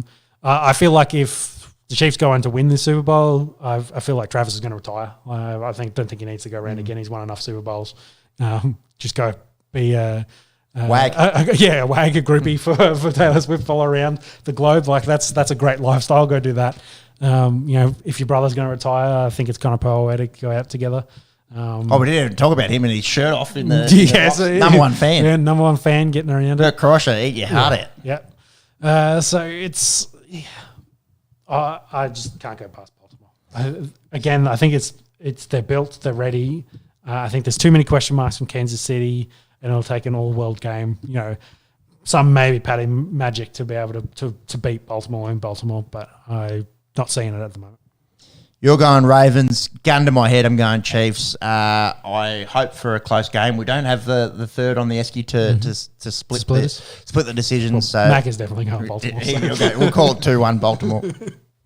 All right, let's talk about the NFC Championship game between the 49ers at $1.24 and the rest of the world, Detroit Lions, $4.10. Lions have never been NFC champs, let alone going to a Super Bowl. So for any of our Australian listeners, this is like the Gold Coast Titans with history. This is like the Fremantle Dockers with history. This is like a team that is much like those franchises that's never won anything, or Freo has, but never been to the big dance. Yep. Plus history. This team's been there forever, and they're so close, yet they have to travel. They have to go to San Jose and take on the 49ers and try to get a win against all odds. It's a massive opportunity. They are $4 outsiders, and the odds will be stacked against them. But I think most of America and most of NFL fans outside of the Bay Area, people will be going for the Lions in this one. Yeah, I think a lot of people will prefer a Ravens versus Lions Super Bowl. So there are a lot of people going for this. I think they're $4.10. That's juicy. It's real juicy, man. The 49ers look... The Lions aren't that bad of a team. No, and the 49ers look very beatable by a Packers team, which is so young and so inexperienced. Yeah. By all reports, Debo's going to play. That he's going to be okay for tomorrow. But I think the Lions, again, of those four teams I was talking about with low scoring, there's three that are low scoring teams. The one that isn't in that list is the Lions. So, the difference there, the Niners do have an excellent defense. The Lions defense is been pretty good, but it's not at that kind of same tier, same sort of level. But they've been competitive. Like Aiden Hutchinson's been on a tear. He's been so good the last couple of weeks. So he's been really good. I think that Lions offense been very, very good. I'm assuming the weather in San Francisco is going to be very, very good. I will check that for you. Have a look, because it was cold and wet in the Packers 49ers game. Obviously, it's not East Coast cold, but still certainly played into it. 14 degrees. That's our money. So that's fucking balmy. And cloudy, so it's not going to be too bad. Lions an indoor team, shouldn't have any disadvantages having to play outside for this one. Because I feel like they're a high-scoring team. They will score points. They will be able to chase. They will be able to keep pace, I think, with what the 49ers are going to do. I just don't think the 49ers are just going to show up and blow them out of the park and not let them score any points. I think they'll be competitive. I think 49ers definitely should be favourites, and, it's their game kind of to lose. They've kind of built this team. They've gone to this game a couple of times, so, it's ready for them to capitalise on getting a win. But I like the Lions. I like the Lions too, and I don't want to put an Esky curse on a team that's $4 to 1, but it would be so good for football. And we think about scripts, it'd be sick. Storyline. Super Bowl logo. Jared Goff needs to go to another Super Bowl. So. Yeah, that'd be poetic. Super Bowl logo, I don't know if you've seen the chat around that. Oh, the colours, The colours have lined up sort of for the last 3 years. Yeah. And then you go back to the Tom Brady one, and they just were numbers back then. They didn't put colours on them. I think it's pretty mediocre chat, but you see patterns. Well, yeah, the Buffalo guys were sacrificing a dude in a pit, and did it work? Did it work? So no. Let's sacrifice him to our gods. We did it in the 30s. Super Bowl logo chat would suggest that it will be a Ravens 49ers Super Bowl, a repeat of about 11 years ago when the lights went out. I'll go Lions too. I don't know if that's my head talking or, I'd just rather see it as a fan of the game. It was the Harbaugh brothers playing off against each other. That's right. Yeah, that's right. We'll get to Jim in a minute. He's back. 49ers have 7 NFC titles, 5 Super Bowls. They're trying to go for 8 NFC titles. With this one, Zach Ertz does get added to the Lions roster. Does that mean Sam Laporta, is he good to go? He's good to go there. Second string tight end has been injured, and I think they've put him on injured reserve. So Ertz has come off. He's kind of on the active roster, I think, to fill in as a tight end too. But, he's a talent that they might sneak in a few packages to see if they can, surprise this 49ers defense. I can definitely see, Ben Johnson over there doing that. And he's looks like he's well on track to be a head coach. We'll get to him in a second. But, I like a lot of what they do, and we'll have to see. All right, I'm going Lions, Chiefs, Super Bowl. You're saying? Lions, Ravens for me. Poor 49ers. No love down under. No. And I can't back anyone from the West, so it's against my blood. And what was my stat there? Tom Brady, Peyton Manning, and now Jared Goff are the only QBs in NFL history of 14-plus wins in a season with multiple teams. So, incredible. Yeah, pretty elite company there. Yeah, some good names Jared to be Goff. A part of, yeah. And I think just think about his storyline. He's done a great job. Essentially being seen as not good enough to win a Super Bowl, being traded for Stafford, who then goes on to win that Rams Super Bowl. For the Lions to kind of commit to him and what he does and commit to that team going forward. For him, to potentially make it all the way to Super Bowl with the Lions would be a great storyline, I think. Let's look at next year. A lot of coaching announcements this week. So, as aforementioned, Jim... Eight jobs, I think, in total were available. So, yeah. And a few got filled and a few are close to being filled. Jim Harbaugh confirmed new Chargers coach, played for the Chargers. Great pick for them. I hate the quality of head coach in the AFC West is very, very heading up, isn't it? Yes. I think I feel bad for Antonio Pierce that he looks over and he's got, these kind of quality of coaches that he's got to go up against for 6 games in a year. But, it's pretty impressive. So Jim returning to his former team. He did play for the Chargers for 2 seasons. 2 seasons, yep. Back in San Diego that was. But, he goes joined there. I think he fits perfectly for what they kind of need. At this stage, someone that can be really good for Herbert, but then also can maybe get some more out of that defense and give some Michigan grit, as you will, into that team.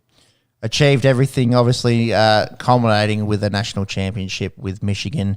It's going to make the AFC West even more interesting, and we've got this possibly generational talent in Justin Herbert, and maybe underutilized in his first few years.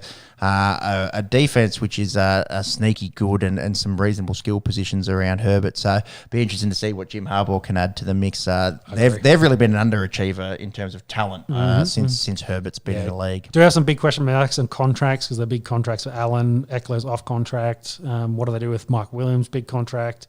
They do have a high first-round pick. Do they go receiver and move on some of these old dudes? Yeah, it'd be very, very interesting. Dave Canales goes to the Panthers. He'll be the new head coach. He'll team up with Dan Morgan. Both of them have got history at Seattle. Yeah, Seattle. Dan Morgan played for the Panthers as well as middle linebacker. Was one of the early, you think of Brian Urlacher. Dan Morgan was, one of the guys that was there and competing as one of the top inside linebackers at the time. One of my favorite players for a guy that loves linebacker play. Sorry, and their head coach, I believe, is the Bengals OC from memory. I think that's where he's been coaching of late. He's only young, Dave Canales, 42. Bucks. So he's the Buccaneers. So he resurrected Baker Mayfield, and what was the season before? Seattle, Geno Smith. So he's got some, and that's why they think, pair him, young dude, with Bryce Young and see if they can build him into an elite quarterback. So, a bit of an interesting hire for both of them. And we know the Panthers owner has bit of an interesting character, let's say. So he wants these fingers in the pies a little bit. So he's got some young fellas in there that hopefully aren't just yes men, but they definitely have some pedigree and some talent to back it up. Titans going to hire Bengals offensive coordinator. He did get Brian hired. Callahan. Yeah, he's the next one. Sorry, I should have read the next point.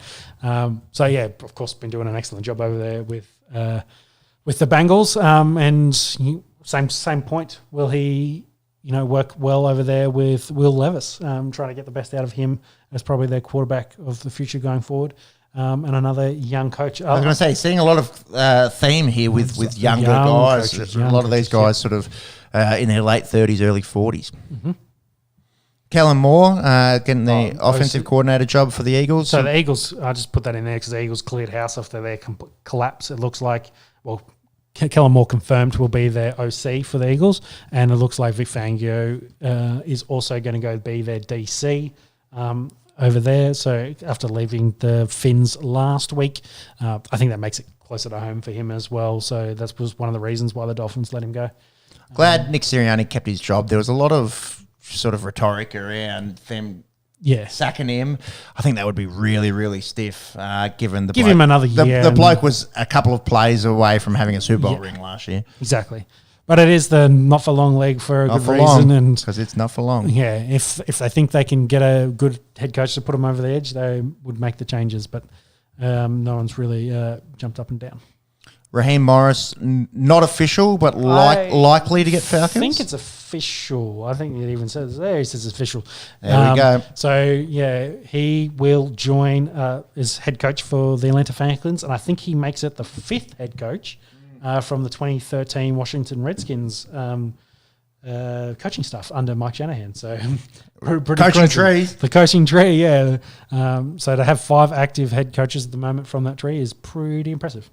There's a cool little parallel there for any league fans that might be in as well. And you've seen all these hirings of ex-Penrith guys, Serraldo and Webster come to mind. So it's kind of similar. It's kind of similar, kind of different. The NFL, it's really play-by-play, and what these guys do has a huge impact in the game. But coaching really matters. It's a reasonable comparison there that if you're under a good coach and under a good system, you can generally bring that to another city. Give some credit to Mike Shanahan at the time coming, had I think a year or two off from Denver, and instead of bringing back guys that he knew or that, he went super young with his staff. And obviously, he definitely had the right kind of skill set and the right kind of talent there. It's just unfortunate he probably didn't see that job out long enough before he was got the boot to maybe capitalise on the capability that they had there. Now, Ben Johnson, he's Lions OC, so that's why he hasn't officially signed because he's got a game. He's got a team still, but it's almost certain that he will be the Commanders' next head coach. These headlines that I've got here, pretty much foregone conclusion, is already hired in air quotes. So it looks like it's all but official. Again, young guy, 37 years of age, Ben Johnson. And that, I think, only leaves the Seattle Seahawks without a head coach. So when you think, Pete Carroll really didn't get a look in anywhere. Bill Belichick had a couple of interviews for the Falcons, but, can't get a job. He's probably going to have to take a year relaxing. He'd probably get on commentary somewhere if he really wants to. But, yeah, it looks like those guys will be out of coaching jobs. No official word on Seahawks. I think Evero, they were doing a second interview with, who's the Panthers DC at the moment. So a bit of an up-and-comer as well there, but nothing official yet for the Seattle Seahawks. So lots has happened in the coaching carousel over the last week. Looking forward to these AFC, NFC championship games and really getting down to the business end of the NFL season, one of our favourite sports. So enjoy. If you've got the luxury of having the Monday off tomorrow, enjoy. And surely if you're a half fan of the NFL, try and get a couple of Mondays away off for the big one, the Super Bowl. Yep. And before you go into the NBA, I was just Medvedev's got taken the first 2 sets. Jeez, it's 2-2 in the third. We'll get some tennis chat going towards the end of the pod. Mm-hmm. All right, let's talk some basketball. They got 15 overs left in today. That's interesting. Yeah, so Ashwin and Bharat. But they've got one more day. They've got to play tomorrow, don't they? Oh, yeah, there's no time pressure. It's just, cool. It's just about today's play and surviving, I suppose, through to tomorrow in the cricket. Yeah, they've got 95 still to get, but they're 100% just in survival mode. So. 100%. All right, let's talk some basketball. Curry sets, fires, puts it up. Bang! He tried pretty hard today, Curry. Yeah, got very close. 1 point loss there to the Lakers. Let's start in the East. The Celtics are still on top. They have lost again at TD Garden. They were, just before the last pod, undefeated. They've now lost a couple at home. Yeah. They still won 3 on the road this week. They looked pretty good. I suppose the big story in the East is the Bucks. So poor Adrian Griffin. He's a first-year coach. They're coming second. They're playing reasonably well, and he copped the sack. And an unfortunate sort of quote from him earlier in the year too. Yeah, and the reports on that, after losing the in-season tournament against the Pacers, that they had a bit of an airing out. Had that sacrifice was required. He needed more from these guys. Sacrifice. So whether that lost some of the players, it looked like Giannis really wasn't kind of gelling with it. I think Dame was the big one. He was kind of not really sure of how he fit in with their offensive structures. Reportedly.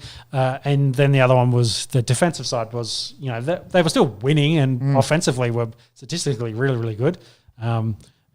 Just laughing at your 114 losses there. That's a typo. Little typo there. They're 32 and 14. Yes, but I think it's kind of hard to criticise on where they are defensively at the moment, considering they did trade away their best defensive player. And Holiday. So I think, probably a bit stiff. If they were, hovering around play-in space, 8, 9, 10. You'd understand it. In fact, it would be suspected. Yeah.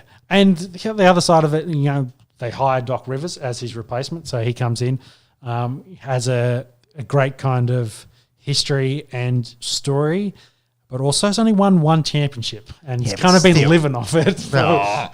But he's still definitely a quality for mine, coach, that's like an Aaron Rodgers kind of argument. Bro, he only won 1 Super Bowl. Yeah, I guess so. But if you're looking for a dude to take you over the edge, would you be looking for the Bill Belichick's of the world that have won multiple rings? He had Tom Brady, bro. True. I don't know. I think it's a good hire. I think it's really unfortunate for Adrian Griffin, a young coach in the league who has not done anything wrong unless you sort of believe media speculation in that he'd lost the locker room, quote unquote. But it's a hard job. Who want to be a head coach when you're coming second in a stacked East, just behind a Celtics team? And he maybe was having the right message, as in it's quality, very talented team, lot of stars in there. His message of, we need to play harder, play tougher, was probably the correct message, but it wasn't getting through to the players. So do you bring in a Doc Rivers, who that message, it's probably same message, does it hit home more? Does it get more buy-in? Is maybe what the ownership thought there of why they've made that change. Now, considering Doc was available, because I believe he was just doing commentary. Yeah, he was. 25 years of coaching experience, obviously that 1 ring with the Celtics. Again, if you want to argue, he's not a great coach in air quotes. Certainly not my words, but people can argue it. That team did feature the likes of KG, Paul Pierce, Rajon Rondo, Ray Allen. So pretty handy blokes to be coaching there.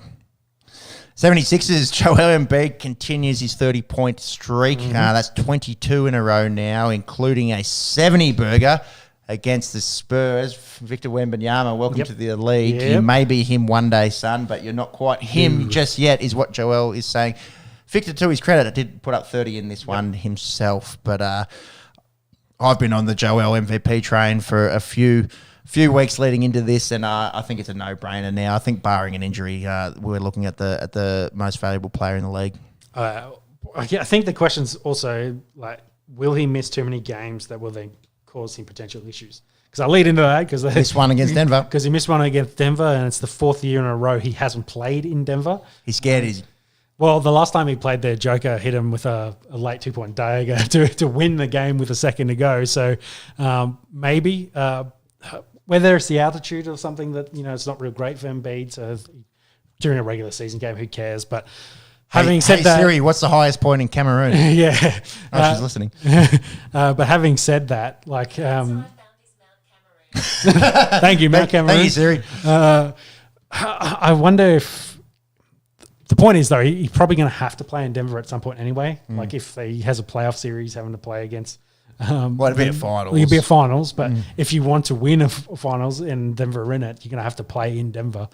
So it's quite interesting that it is the one place he hasn't played at for the last 4 years. Yeah, so I suppose when does stats like that, does it lean off coincidence and start becoming something that you want to look at? I feel like it's less that I don't think because he played the Nuggets a week or so ago, in Philly. So I don't think it's the team. I think it's probably the location, and whether he's got sickle cell or something like that. They're not telling anyone about that. That he can't go high altitude. But That's huge. Yeah, some players have it. I know Ryan Clark had it when he played for Pittsburgh Steelers and had a big episode, but whether that's something and they just don't want to risk Embiid playing in Denver, who knows? I'm hearsay, but it's kind of interesting that it is the one team, hasn't played there in 4 years. What's the reasoning besides, arguably the two MVPs going up against each other? So. I'm going to go not tinfoil hat on this one and just say he hasn't been healthy, but it's starting to become a little conspicuous, that's for sure. Well, the Denver fans were expecting it. They had signs there like missing. Where is he? And yeah, shit? yeah, they were all ready. They knew he wasn't going to show up. So It's funny. Yeah. Next bit of bad news today. Julius Randle dislocated his shoulder. We'll have to sort of keep an eye on that over the next 24 to 48 hours. Concern there is for labrum damage. So we saw Jar putting a line through his season. 10 days ago. So the concern there is for a labral tear. Time will tell, I suppose. Didn't look good, that's for sure. It's a shame because they've been. Yeah, Stephen A's been believing. He's Yes. been believing. We'll see what the go is with Julius in the coming days. Still a long season to go, though. That's for sure. Cavs still been pretty good. They're 9-2 in 2024. They did beat Milwaukee this week. The big news is Tristan Thompson copping 25 games for doping. We did look just before. There was one SARM-like peptide in there, and one sort of we're not real big on the name, on the scientific names, but it was a HGH-like substance that was found in his blood work. Yeah. So you get a nice long suspension there. You did actually remind me back on to Adam Griffin with his getting sacked. Adrian Griffin, sorry, because I think it was a Detroit Pistons game that broke their back. They were, I guess, they didn't lose that game, but it wasn't a very good showing from them at all. Yeah, I remember the one that just got past them. Yeah, and then Lopez, I think, was blowing up, and I think they had a lot of blow-ups on the sideline. I think that was the last straw, which then, there was obviously something going on, and then they've had to make a change. The straw that broke the proverbial camel's back. Pascal Siakam, Spicy P, he's got his first triple dub. Got it against the Sixers in a win there for the Pacers. Didn't have the best start to his Pacers tenure, but it seems like he's got things together. I think they look pretty dangerous with him there. Yeah. Heater on a 6-game losing streak. They're 7th in the East. Jimmy B been playing for him? He has been, I think, but hasn't been playing his usual minutes. Okay. Magic 4-10 in 2024. Not quite looking like the side they were earlier in the year. Rounding out the bottom 7 is Bulls, Nets, Hawks, Raptors. Still have a sniff, and then season done for Hornets, Wizards, Pistons, I think. Yep. All right, over to the West. The Thunder, OKC, they've taken first with a 5-game win streak, including a massive win against the Timberwolves. They're 32-13 and lead the West. Josh Giddey becomes the 3rd youngest player in NBA history to reach 1,000 assists. He is behind LeBron and Stephen Marbury. Thank you, Kale's Legion, for the $5. He says, couple of good-looking roosters on me telly. He's probably not watching the Esky. He must just have the audio going for the Esky, and I don't know, has the Bachelor on or some shit there. But maybe he has some chat GPT, some AI shit over the top of us, making us look good. Need to be some strong algorithms there, I reckon. He thinks Kansas City for the Super Bowl. Loving the content. Keep up the amazing work. Thank you, Kale's Legion. There, that was my argument with Kansas City is that they've got the records, they've got the runs on the boards. Well, they are the team. The other quarterbacks haven't sniffed a Super Bowl, so yeah, I think they're the one with the most veterans, as you will, that have that kind of playoff experience. Always going to be very difficult to get past them. Back to the basketball, the T-Wolves, they dropped a second with OKC going past them. Karl Anthony Towns, 62 in a loss against the Hornets. We saw 60 was not a good number to put up this week. Drop 60, you lose. Drop 70, you win. That was the thing. I think if you watch some of the back end of this game, they pushed really hard to, I think, get there was some record, like maybe team record they're trying to get for Cat. And essentially, the Hornets knew it. They were triple teaming him. It was like he got the ball, they were just all rushing to him, and they were just causing turnovers. And he had a really lackluster back end of that game. And they had a good lead, and they just let it all whittle away, and the Hornets ended up winning the game. So I think their coach was very scathing afterward that they lost their way completely, trying to push records over trying to win the game. Suns had the same thing happen. Devin Booker put up 62. They did lose the Pacers, who we just spoke about, looking pretty good. It just goes to show that basketball is a team sport, and sometimes the individual accolades don't necessarily translate into team success. Having said that, the Mavericks, they're sitting 8th, but we've got to talk about the Luka game. 73 points he put up yesterday. That's tied 4th for most in a game in NBA history. Wilt, 100, don't think that's ever getting broken. That's kind of Bradman-like, 1962. The Kobe game back in 06. And then Wilt also has the third highest with 78 in 1961. And the 4th. Well, yes, tied now with Luka. So Wilt's name in there a fair bit. So. If you look at the top 20, there's lots of Wilt Chamberlain there. But tied 4th now belongs to Wilt Chamberlain twice, David Thompson and Luka. And now it means in the last 12 months we've seen 3 70-plus point games in the NBA. Luka joining Spider Mitchell and Dame last year. Did you see some of Luka's points in this? Yeah, crazy. And some also very easy. Just driving to the hole and just in. Which makes me no defense. Well, that's the point that I wanted to raise. We've seen 3 70-plus in the last 12 months. 70 used to seem like it was insane. It was like this big tall guy used to do it, and rooted thousands of chicks and Kobe. Like that was like the two guys that used to score 70. Yeah.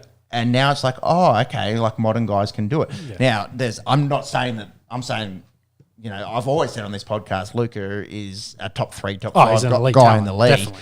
But I think the defense certainly plays into the fact that we're seeing it happen more and more. Oh, I agree. And you see some of the high, like 140-point games for both sides. And I think just regular season basketball, they just play for more the turnover miss shot game than trying to play like hard physical defense. That's come finals. That's playoff time. Yeah, they play the hard physical defense. They just let him score. We'll get the ball back. We'll go down our end. We'll score, and then if they come back, we'll try to get the rebound. We'll try and cause the turnover in that space to get us ahead in the scoreboard instead of trying to limit points. It's more play the turnover game and get rebounds and do it that way. And it's sick. Like it makes for good viewing. Yeah.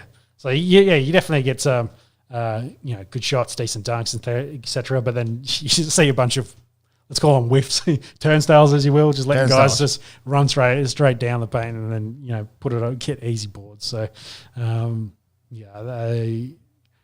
a defensive guy at heart, so to me it hurts me a little bit. So, I like the hard physical type of contests.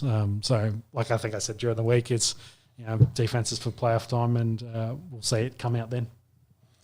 It's funny that you're leaning towards the defense in a sport that we neither of us predominantly scoring, yes. Well, and neither of us have really played, which is interesting. It's just where the heart goes, I suppose.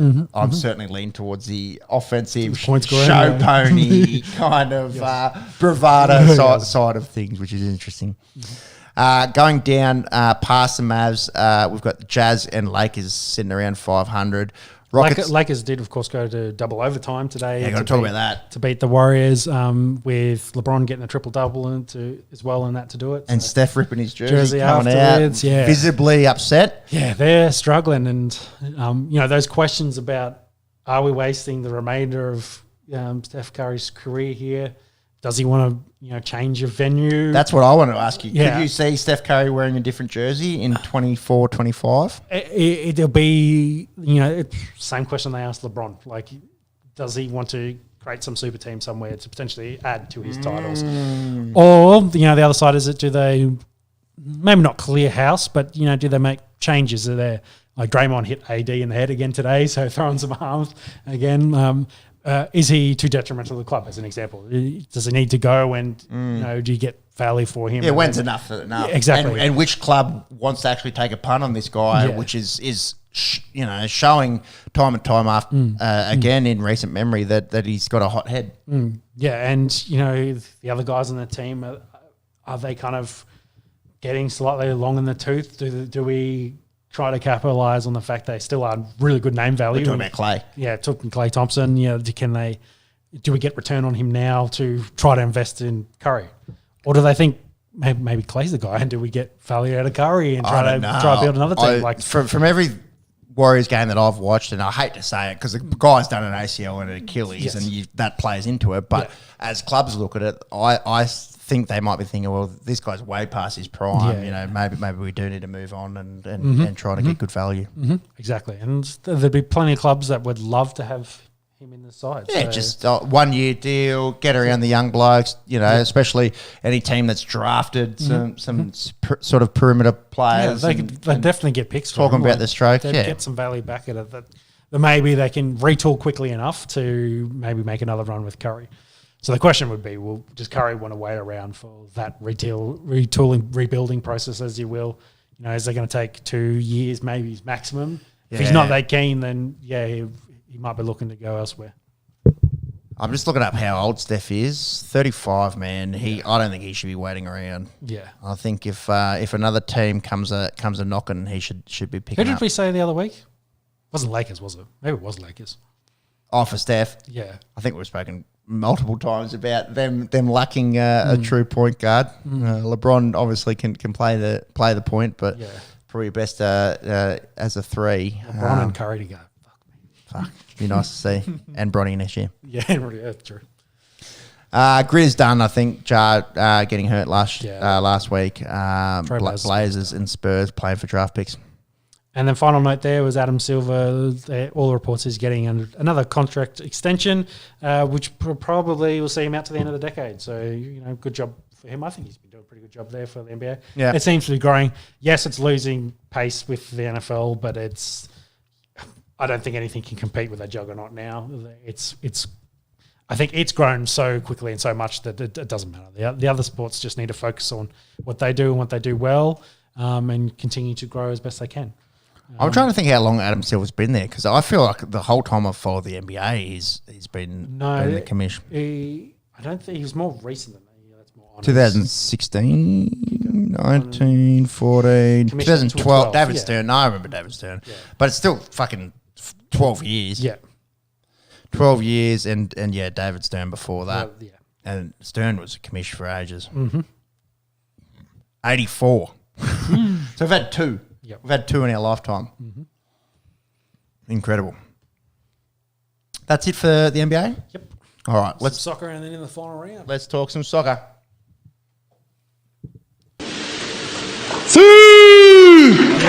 Dude, with all the wickets that Joseph took in that cricket match, every time he jumped up, I just wanted him to do a sue for one of them. he did his fist, he'd get some air, I reckon. Yeah. I was just like, as he ran away, I was like, is he going to do a sue here? And then, damn it. Australia beat Uzbekistan 1-0. There was a reasonably contentious handball, although by the letter of the law, I think that's a penalty. Yep. You saw it play out on the replay. Yeah, I was watching it on a little screen while sitting on the dunny, and I couldn't really see it as much. And maybe that's what everyone... Mid-strain. Yeah, maybe that's what everyone else was kind of seeing. Like, it was a bit hard to see. I think if you had it on the big screen and we're looking at it, you could definitely see there's little deviation. And if it hits the hands, you look at the rule book, handball. So that's where it becomes contentious because recently... Is it a place kick or is it a... No, they've recently made some sort of thing about if you're in the natural... like accidental. Yeah, accident. It's so if your hand's in a natural position, like on the ground, bracing yourself. Correct, and it hits your hand, rolls over your hand. Maybe it's not a handball.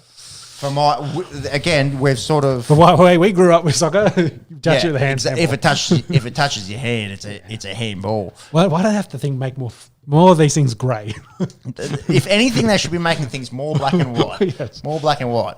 Rule 1, section A. Yeah. Subsection Actually, I. but then also if it hits your hand, it's a fucking handball. Yeah, but your hand is also up to your elbow, so.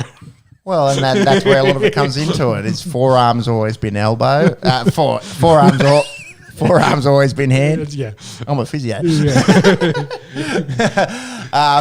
From watching it, it's I don't know. Maybe I've got my green and gold glasses on, but it seemed pretty cut and dry to mine. Yeah, from what we understand, football and soccer to be to me, handball. It's a big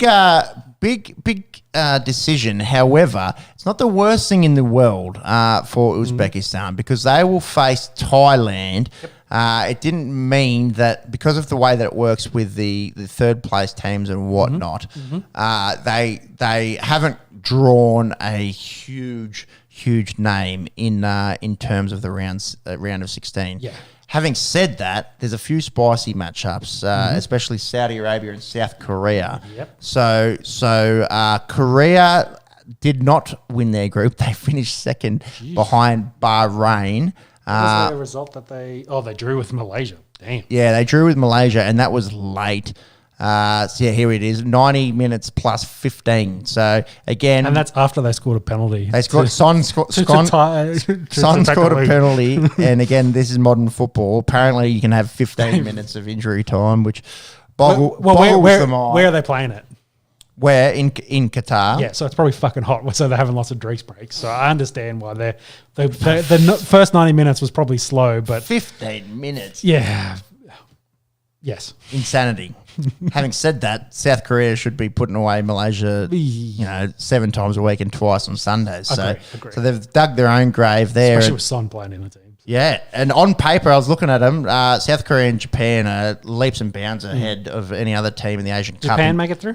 Yeah, Japan's gone through. They also didn't. They finished second. Yeah, they didn't go through unscathed. Yeah, We're talking about this. They lost to Iraq. Yeah. So I'll be able to tell you who they got. Japan has Bahrain. Okay. So that's interesting in itself that because both Japan and South Korea finished second, had one of them finished first, they could have got each other. Yeah. So interesting. Yeah. Wait, are they on the other sides of the draw now? They are. I wonder.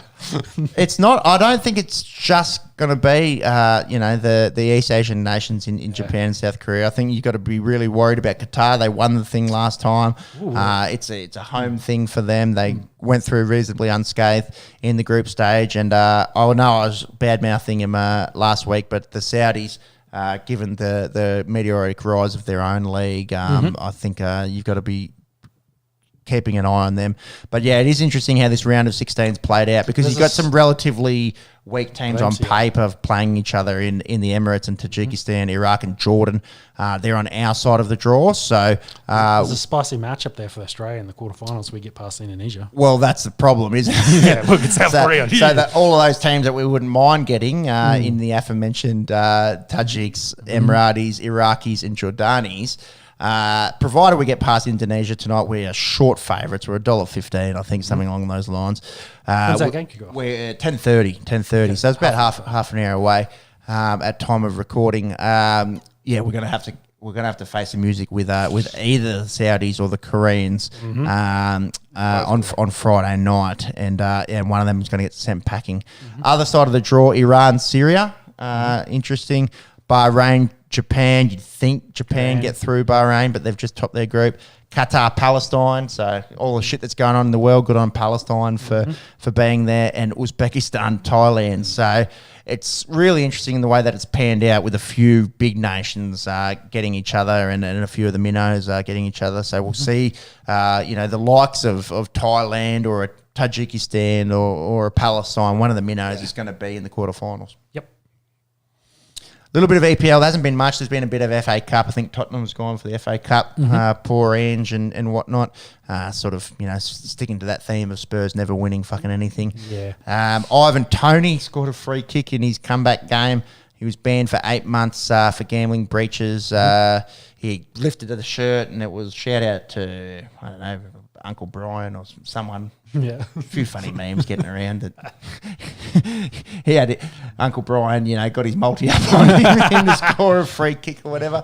It's a fucking good free kick, and good to see Ivan Toney back in the Premier League. No Premier League games until midweek. It's been FA Cup, but a few big stories in terms of the EPL. Coaches. Yeah, well, Jurgen Klopp really out of the blue saying that he's going to leave Liverpool. Step down. At the end of the season, going to step down. It's interesting that he's said he's gonna part ways with the Reds. But B, the big question, I suppose, leads to where's he going to end up? And a lot of people. Who's going to coach the Reds? Well, who's going to coach Liverpool? But where's Jurgen going? He's achieved a lot with Liverpool already, and a lot of the chatter online seems to be German national team. Mm-hmm. Yeah, that's a good role. They tend to win a little bit too. Yes. Yeah, Leverkusen as well is head of Bundesliga at the moment. Bayern Munich keeping up with them, but it's a 2-horse race over there. Oh, interesting. We've spoken. The dominance. Well, the history of the Esky, it's only been Bayern Munich that's won the Bundesliga, so it'd be really interesting to see if Leverkusen can push them, come May. Yeah. Yes. And the final one there was the Barcelona coach as well, looking to leave in the end of the season, June. As well, so another big club, big name spot opens up there too. So Xavi's announced that he will step down as I'm Scottish all of a sudden. Xavi will step down as Barcelona head coach. There's no confirmation as to where he will go. He's called it an unpleasant job. He said it's been an impossible reality. Obviously, Barca been facing a bit of financial music over the last couple of years, and he achieved everything you can achieve with both Barcelona and the Spanish national team. So it's going to be interesting to see where he ends up. Yep, agree. That gambling thing made me remember that there's a story this week from a Patriots receiver. Is it Keyshawn Bonnet? Is that how you say his last name? Boot, maybe? Boot. So he's been arrested for illegal gambling while at LSU. Mm-hmm. He made 9,000 illegal bets. 9,000? Yes, including 6 on LSU. They've hacked my sports bet. Yeah, including 6 on LSU football games that he played in. So it's one of the biggest breaches, for betting you could think of. So they're illegal bets. I wonder how many legal bets he made as well. I imagine so it sounds like he's been playing a lot of bets. So yeah, it's funny, isn't it? When we've spoken about him, and some of it's like, oh man, it's silly because they bet it on baseball or whatever, and you shouldn't be gambling, but betting on your own team 6 times. Come on, man. Come on, man. He loves a punt by the sounds of it. Yeah, too much. And that's past me letting it go through the keeper where I've just got to say you're an absolute nuffy. Yes. Yeah, I agree. That should lead us into the final round, I think. Let's do the final round. It's a bit of a mixed bag of final round, but we do have to talk first about some UFC. I think from UFC 297, really we all only have to talk about the main fight. The bantamweight fight between the ladies ended up being a bit of a snooze fest, unfortunately, with Pennington taking the belt there. I think she'll get... What's the other lady's name? Penne? It's not Penne, that's the pasta. Penne pasta. As a potential fight coming up. But the big one, of course, was Strickland taking on not Faf Duplessis. Dreykus there. And a bit of a controversial end being split decision. Very controversial, I think. Yeah, it was a pretty interesting and close fight. I think Strickland took over the back end of the rounds a bit more.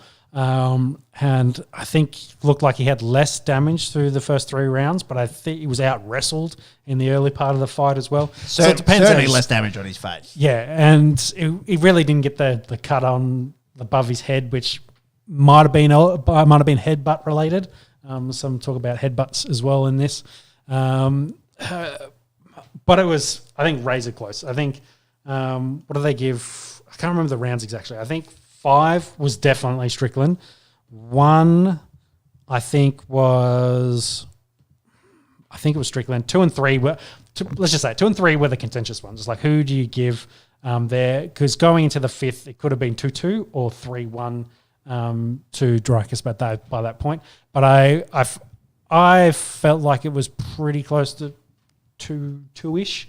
So I was more in the Strickland camp. I thought he won overall from this fight. And I think the damage on Duplessis' face kind of evidence of I think the work that he'd done. Outstriking him essentially every round, I think was significant strikes was one of the big talking points in there. But again, you got to weigh how much that damage did to the ground control, the control in that. So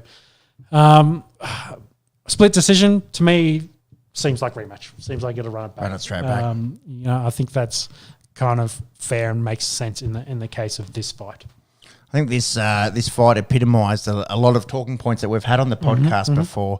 One about scoring, one about judging, one about scoring, and if it's a split decision and 2 guys give it to one, give it to Dreykus and one guy runs it to Sean. Does the sport need to look at how they're officiating things as a whole?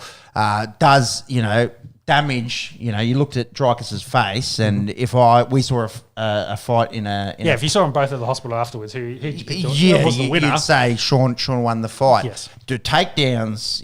What weight do takedowns play into it? Because Dreykus took down Sean multiple times. I think 6 times in the fight, and had a lot of the ground control. Do you have to, if you're a challenger and you're going up against a champ, does it need to be unequivocal that you win the fight? Does that play into it? Yeah. Watching this fight, I watched it all 5 rounds. I scored it 3-2 to Dreykus. I thought that Dreykus maintained the ground control, and whilst he did take a lot of damage and a lot of that was sustained early, I think he did enough. But when you look at the significant strikes, it's all Sean Strickland, and you look at the comments, a lot of people up in arms and thinking that Sean was robbed and harshly done by him. And especially of those 2, you're probably giving him 4 and 5, which are more the championship rounds. So as the fight went on longer, he was getting better. So it's hard. I feel like from this fight we didn't get any answers. No. And to me, that just says run it back. Run it back. We're saying, does Israel, just because of who Israel is, does he get first shot at it? I think the history with Duplessis as well probably adds to that storyline as why they'll probably move straight to that. But I don't think you can forget about Strickland. I think he's definitely done a really good job in this. And, maybe for a large percentage of followers, maybe a hard done by losing his belt. But I think you could definitely see him having some more fights in that space. I think if they're not going to run it back straight away, if Israel's still retired, I think they should run it back. And I don't really think there's many other options outside of that, because we talked about that. And I don't think you run Hamzat up into that space. I think Duplessis already killed that down. It's like, if it's not the rematch, it's got to be the Israel fight. If Israel's not ready, just do the rematch. There's nothing else really floating around at the moment in that division. Does the UFC need to look at the way that things are officiated? I think definitely. I think the 10 points system coming from a boxing thing still needs to be looked at. I think it's a dumb system. In the context of mixed martial arts, I don't think it's expanded well enough to grow with as the sport has grown. I think you could also increase the judges by 3, maybe go to 5. Yep.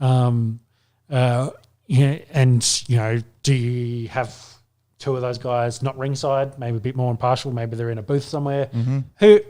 There's lots of things you could do to make it a little bit more interesting. Do you encourage and more growth. drawn rounds? But the issue, I think, with most of the judging is that the judges are appointed by the commissions of where they're doing the fights, and not all those guys, that most of those guys are boxing judges, have done hopefully enough mixed martial arts, but it has been an issue in the past where not a lot of them knew what they were looking at. So, that's a big Rogan criticism. He's been on that horse for a very, very long time. So I think for how big the sport's getting, and it's only getting bigger, they could definitely, considering, we didn't talk about this, but their parent company owns them and WWE, and WWE is now getting a Netflix deal. They're going to be streamed on Netflix. So there's huge money for potential for UFC to continue to grow. They could definitely. Why don't they have their own judges? Do they? Can they get a state commission? Can they get around the commission? Because obviously, they're using commissions, one in the States and then two around the world. Can they, have something where they run more of their own stuff and get some more control over it potentially? Now, decision aside and all the speculation that comes with it around judging and did they get it right and all the rest of that, this fight, in terms of an entertainment value, absolute war. Yeah, I think it was a great fight. Gave everything that you would expect of these two dogs in the octagon, and really highlighted I don't want to say lackluster, but I will say otherwise lackluster card. It was. We talked about this leading into it. The card wasn't a great card. It wasn't leading into it, and Bueno Silva lying down and not wanting to stand up, and Pennington not really wanting to close and kind of try to finish the fight as well, being a bit safe. It was an ordinary fight. And then the fight before, Neil Magny essentially was beaten the entire fight, and then Mike, how do you say his last name? Malott. The Canadians were 0-6, I think, on this. Were they? Yeah. Because this was in Canada, unfortunately for them. Was winning nearly the entire fight, and then it kind of just got greedy and gassed towards the end of the fight there, and Neil just changed the position and finished him with ground and pound. So, yeah, that was the only finish on the main card. Everything else went the distance. Some of them for good reason, and would have loved to have seen around 6 for Dreykus and Sean, and for Pennington and Bueno Silva. I think I'd had enough by the end of 3. Yeah, yep, agree. At least 298, very tasty. 299, more tasty, and then UFC 300 gets tastier, I think, is the main one. And it's the main one I've got for notes coming up. When is that Volk fight? How far are we? It's only a few weeks away. Yeah, Feb 18. So that's a pretty nice card. So we'll get into that in the future. But UFC 300, interesting. It adds Kayla Harrison, who hasn't fought in the UFC before. She signs, double gold medalist in judo. So following the Ronda Rousey path, as you will. Does get Holly Holm, though, that has a history with former judo Olympic medalists, head kicking them into next year. So it'll be interesting where that fits into that card. This is an insane card. Oh, they haven't really defined what a main and under card is. The one thing is it's still missing its top fight, I think, and the rumors floating around. Again, rumors. I've seen this in a couple of places, but nothing official. Is Dana is going to announce the 165 and 175 divisions, getting rid of 170. So adding, finally completing the suite of every 10 pounds. And then Connor and Chandler will fight for the 165 belt, which would be huge if a real story for UFC 300. Unconfirmed. I think because that's in April, Connor technically will need some exemption from doping to be able to do that.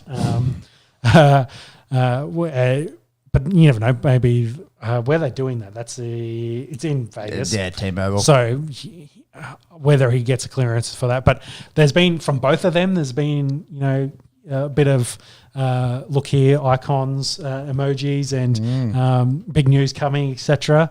They already have a fight booked technically at middleweight, so I don't know how this is going to work. But that's in June, July when Connor will hit his 6 months of being in the testing pool.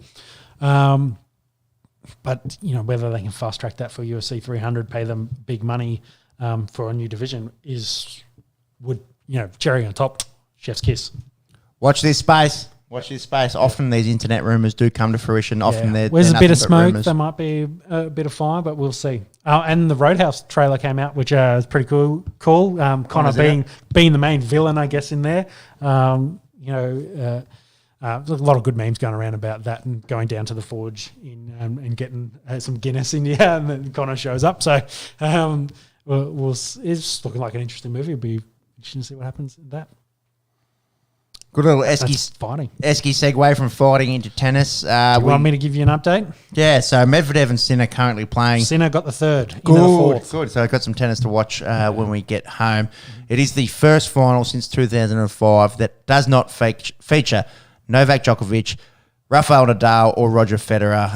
That's insane. And it was Leighton, wasn't it? Leighton versus Marat Safin. Safin won back in 05. It's crazy.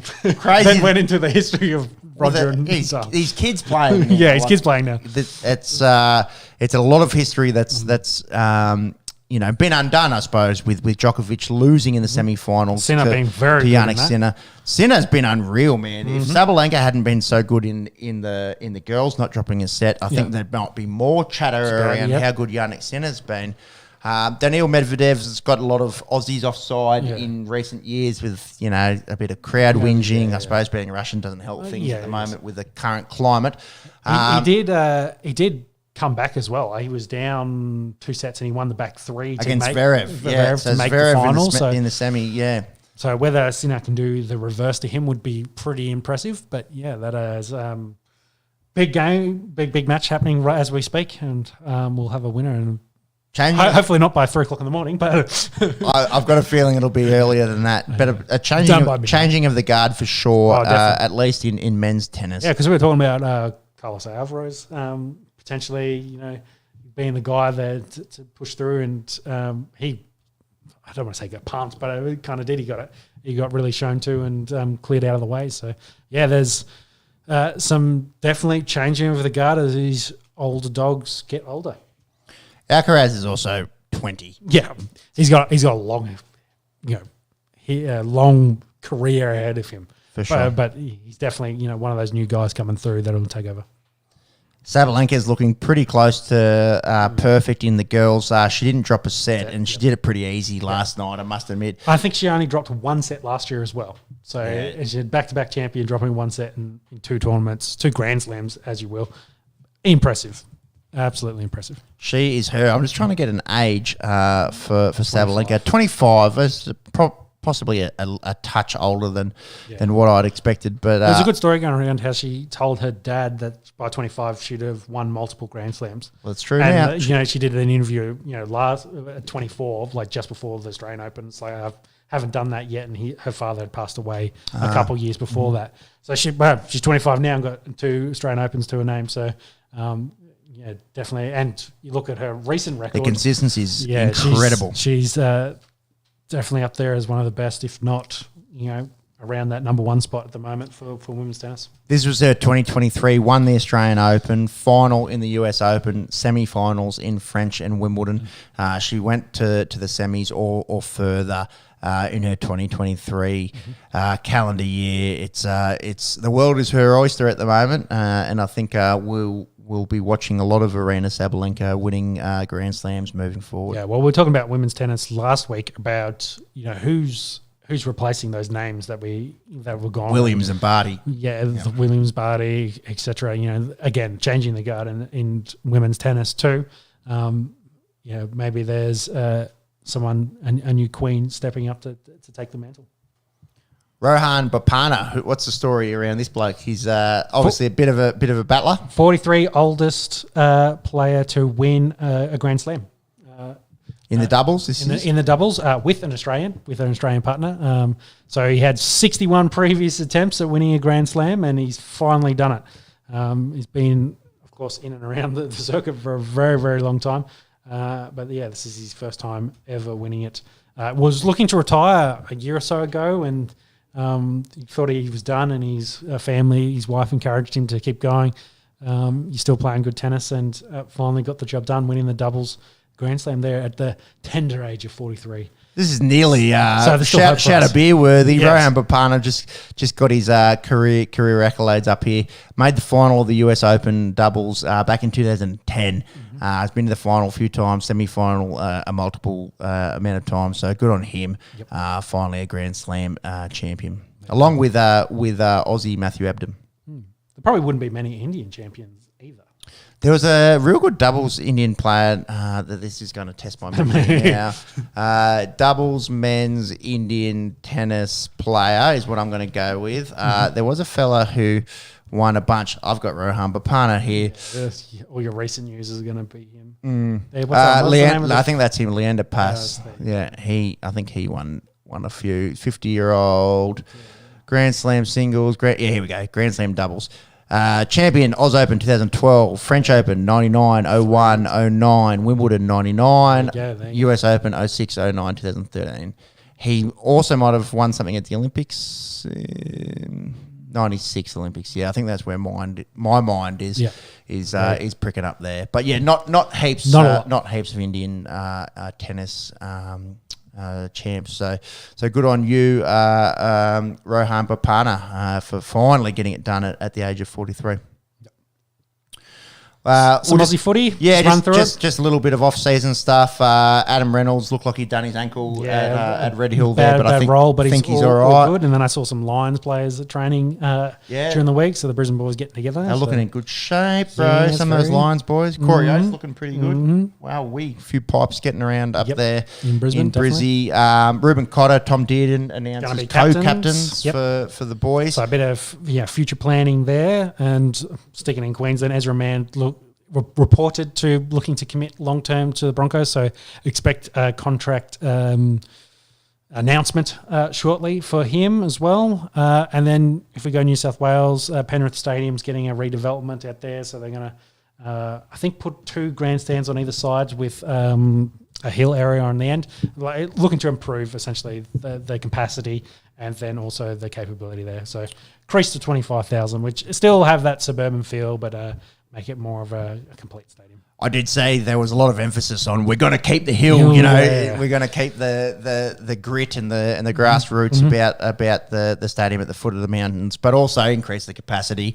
And that's probably just a supply and demand kind of thing. They've been selling out nearly all their games through Penrith's dominance. Yeah, dominance over the last few years, so it makes sense to add a few seats there. They're going to so no changes to be made this season. Then end of the year it'll be closed. I'll do the refurb and should be good for 2026. Yeah, so 2025 season they'll be playing elsewhere. Yeah, I don't know if that's the go or if they'll run at half capacity. Ooh, interesting. Anyways, good news there for Penny Panthers fans. Yeah, and the final, there's a couple, the rule change we mentioned last week, there's some tinfoil hats came out during the week that I saw that maybe pushing more shorter kickoffs will eliminate more of the big collisions from the runbacks. Have they gone the way of the NFL and trying to sneak in a way to limit potential concussions? So I thought that was an interesting take. I was like, I can see it. And maybe the numbers will decrease slightly. Yeah, I don't buy it. Time will tell. If we get predominantly short kickoffs going forward, maybe they've successfully snuck this in, but we won't. I don't think we'll see that to start the season. Bit of NRL rugby league kind of gear with a few players struggling with visas and whatnot, trying to get into America. From all I can understand, for the Vegas spectacle, as it will, the 4 clubs going over there are struggling with training facilities, accommodation, medical facilities, and the like. But the big one was getting into the countries, whether it's visas or temp passes, etc., to get in for the time. It seems like US Customs not real keen on allowing rugby league players in, that have prior records, have been arrested, and a number of those come to mind, like Latrell Haas and Reece Walsh, etc. A few of these guys have priors and records. there's a lot going on in that country. Maybe they sneak in through Texas at the moment. So. Yeah, I was going to say, well, they could join the millions of illegals that go through that southern border, or maybe they could worry about their president having dementia or their next president already being a criminal. So. Yeah, no politics. No politics. Sorry. This is a sports podcast. Yeah. But a bit of typical rugby league with a couple of weeks to go, and how much of it is just media blow up and the rest of it. I don't think there's probably a bit of smoke for this one. Guys have criminal records that are trying to get in. Yeah, hopefully it doesn't blow up into a big shit show where, like I just said, 3 of the biggest stars can't get into the country, and the reserve grade sides are playing in Las Vegas. Reserve grades, man. Yeah, I know, but backups essentially replacing the stars going in. I did see something interesting. You know how they did that big promotion spree before Christmas with sending all the guys over there. Yep. In total, they sold 1,000 more tickets to this game. So I think they're at like 22,000 tickets sold at the moment. So I think which isn't bad. But that stadium seats 65,000. Maybe a bit more. So yeah, it's it's not going to be as bad as what the GABBA was today, but it's won't be the best viewing potentially for that one. Just over to the AFL, unfortunately, Jack Silvani did his ACL during the week. That's the third AFL player that's done an ACL, and they're all pretty high-profile names with Bailey Smith and Dan McStay doing them before Christmas. Wishing Jack all the best. Obviously, as a Carlton fan, it's a name synonymous with the Carlton Football Club. You never like to see anyone do an ACL any time of the year, but in pre-season really stings a little bit more. So wishing him all the best. Outside of that, not heaps of news coming out of the AFL. We'll be keeping an eye on both both of our footy codes that we enjoy watching. Not far till trial pre-season games at all. Another wicket there for Hartley. He's got his 5 for 2 overs left, and they still need 55 to win. Good little partnership there between Ashwin and Bharat. Ashwin's still at the crease, but he's going to have a Bumrah that has to hang around now. This game, you'd imagine, is going till tomorrow, unless we see some craziness happen in the last few minutes of the podcast, which has happened before. Yep. Shout out to Nick Dunlap, wins a PGA event last week as an amateur. First time an amateur's won a PGA event in 1,000 years. I don't know how long, but it's a while. It's an interesting chat. It doesn't get any of the money. It would have been about 2 million Oz, and does the career benefits of winning that event make it worthwhile for him in terms of he will get invites to major tournaments moving forward, and sponsorship and the like. Is the exposure worth winning it? But keep an eye on the name, Nick Dunlap, University of Alabama, I believe, a pretty handy golfer. And then, another weird sort of a bit of news coming out of the golf with Matthew Pavon winning the Farmers Insurance there at Torrey Pines. First Frenchman to win a golf event since World War II. So maybe keep an eye on him. I've never heard of either of Dunlap or Pavon, so it's kind of strange in a week of golf to have two unknowns winning tournaments. Hideki's Matsuyama had an ace there on day 3, I think, of Torrey Pines. So that's good viewing there. Yeah, I think Aaron Rodgers had a hole in one during the week as well. Yeah. It was across the socials. He's him. Achilles is fine. Yeah, it looks fine. F1, bit of news. If we run through some quick news, Jimmy would have loved some of this. So Spain's actually moving from Barcelona. Well, the report, they've added Madrid, which is going to be a street circuit, I believe. Does that mean Barcelona loses its Grand Prix? Yeah, which would lose. So I don't think that's for this season. I think it's for the following season, because usually they start in Barcelona, like they do all their testing in Barcelona, because a few of the teams are located sort of in Spain or close enough to Spain to be able to do testing there. So yeah, it looks like they're either adding or changing the calendar. Some of the purists don't love street circuit races. It adds a bit of variable, to the potential for the cars, and because it's not super smooth, and it adds a little bit of challenges to it. So I don't mind that. Other circuit news, the eagle-eyed viewers have found F1's been trademarking a whole bunch of Chicago-related Grand Prix things, which is quite interesting because NASCAR did their first street course event last year, which was in Chicago. So whether they use a very similar sort of layout and design.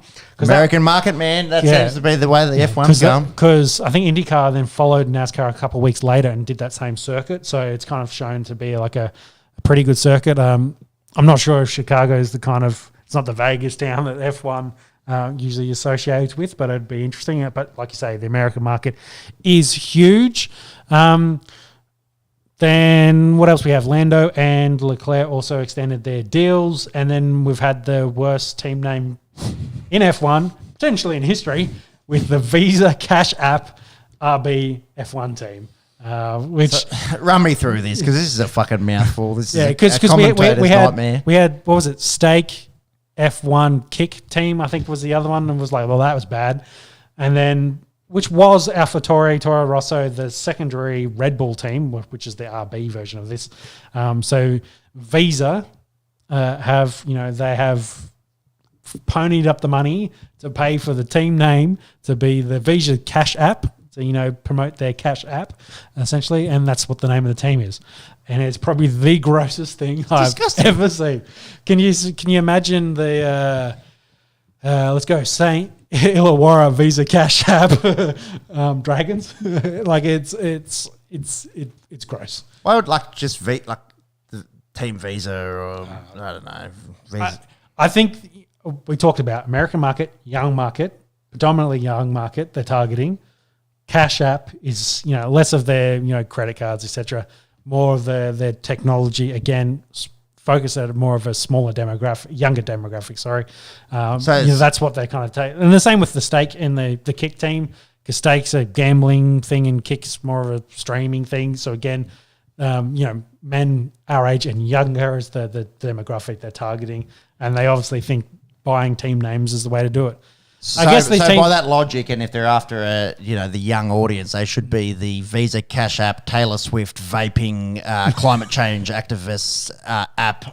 Don't allow them; they'll get there. So, these guys don't have stadium naming rights, so they're selling the naming rights to their racing teams essentially. So, that's a stinker. Yeah, it is very much. I think my team name was maybe slightly better. Shout out to the Swifties and Vapors out there. Yes. So it's a bit gross, but again, F1 will start in March. I think it's the first race from memory. Bahrain, 2nd of March. There you go. So again, starts about the same time as the Aussie Football Leagues, and another long season, 24 races on the cards. Almost every fortnight for the rest of the year will be F1.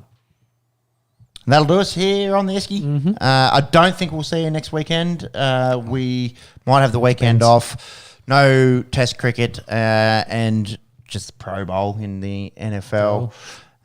Asian Cup will certainly be heating up. We'll see how that plays out. India and England going at it here in the last over of the day. Have to see what the news is with Julius Randle's shoulder and how the New York Knicks season is going to play out. Plus the men's tennis. Have we got a score in the fourth set? Yeah, on serve at the moment. So Medvedev's down, but he's serving, and he's going to most likely win his point based on that score. So it's going towards 3-3 in the fourth. There it is, 3-3 in the fourth. So Ravi Ashton's just been stumped. Looks like India are going to lose in India. That could happen tonight. Going to watch the end of that. Going to catch the tennis. Thank you to those that have joined in the chat. Thank you for a couple of donations. Calling us good-looking roosters doesn't happen either very often. Yeah, very rarely. On the Esky, we'll see you in 2 weeks. Enjoy all the sport upcoming. And stay safe and enjoy your sporting consumption over the next couple of weeks. We'll see you then. We may be a 3-man panel. Until then, take care. Bye-bye.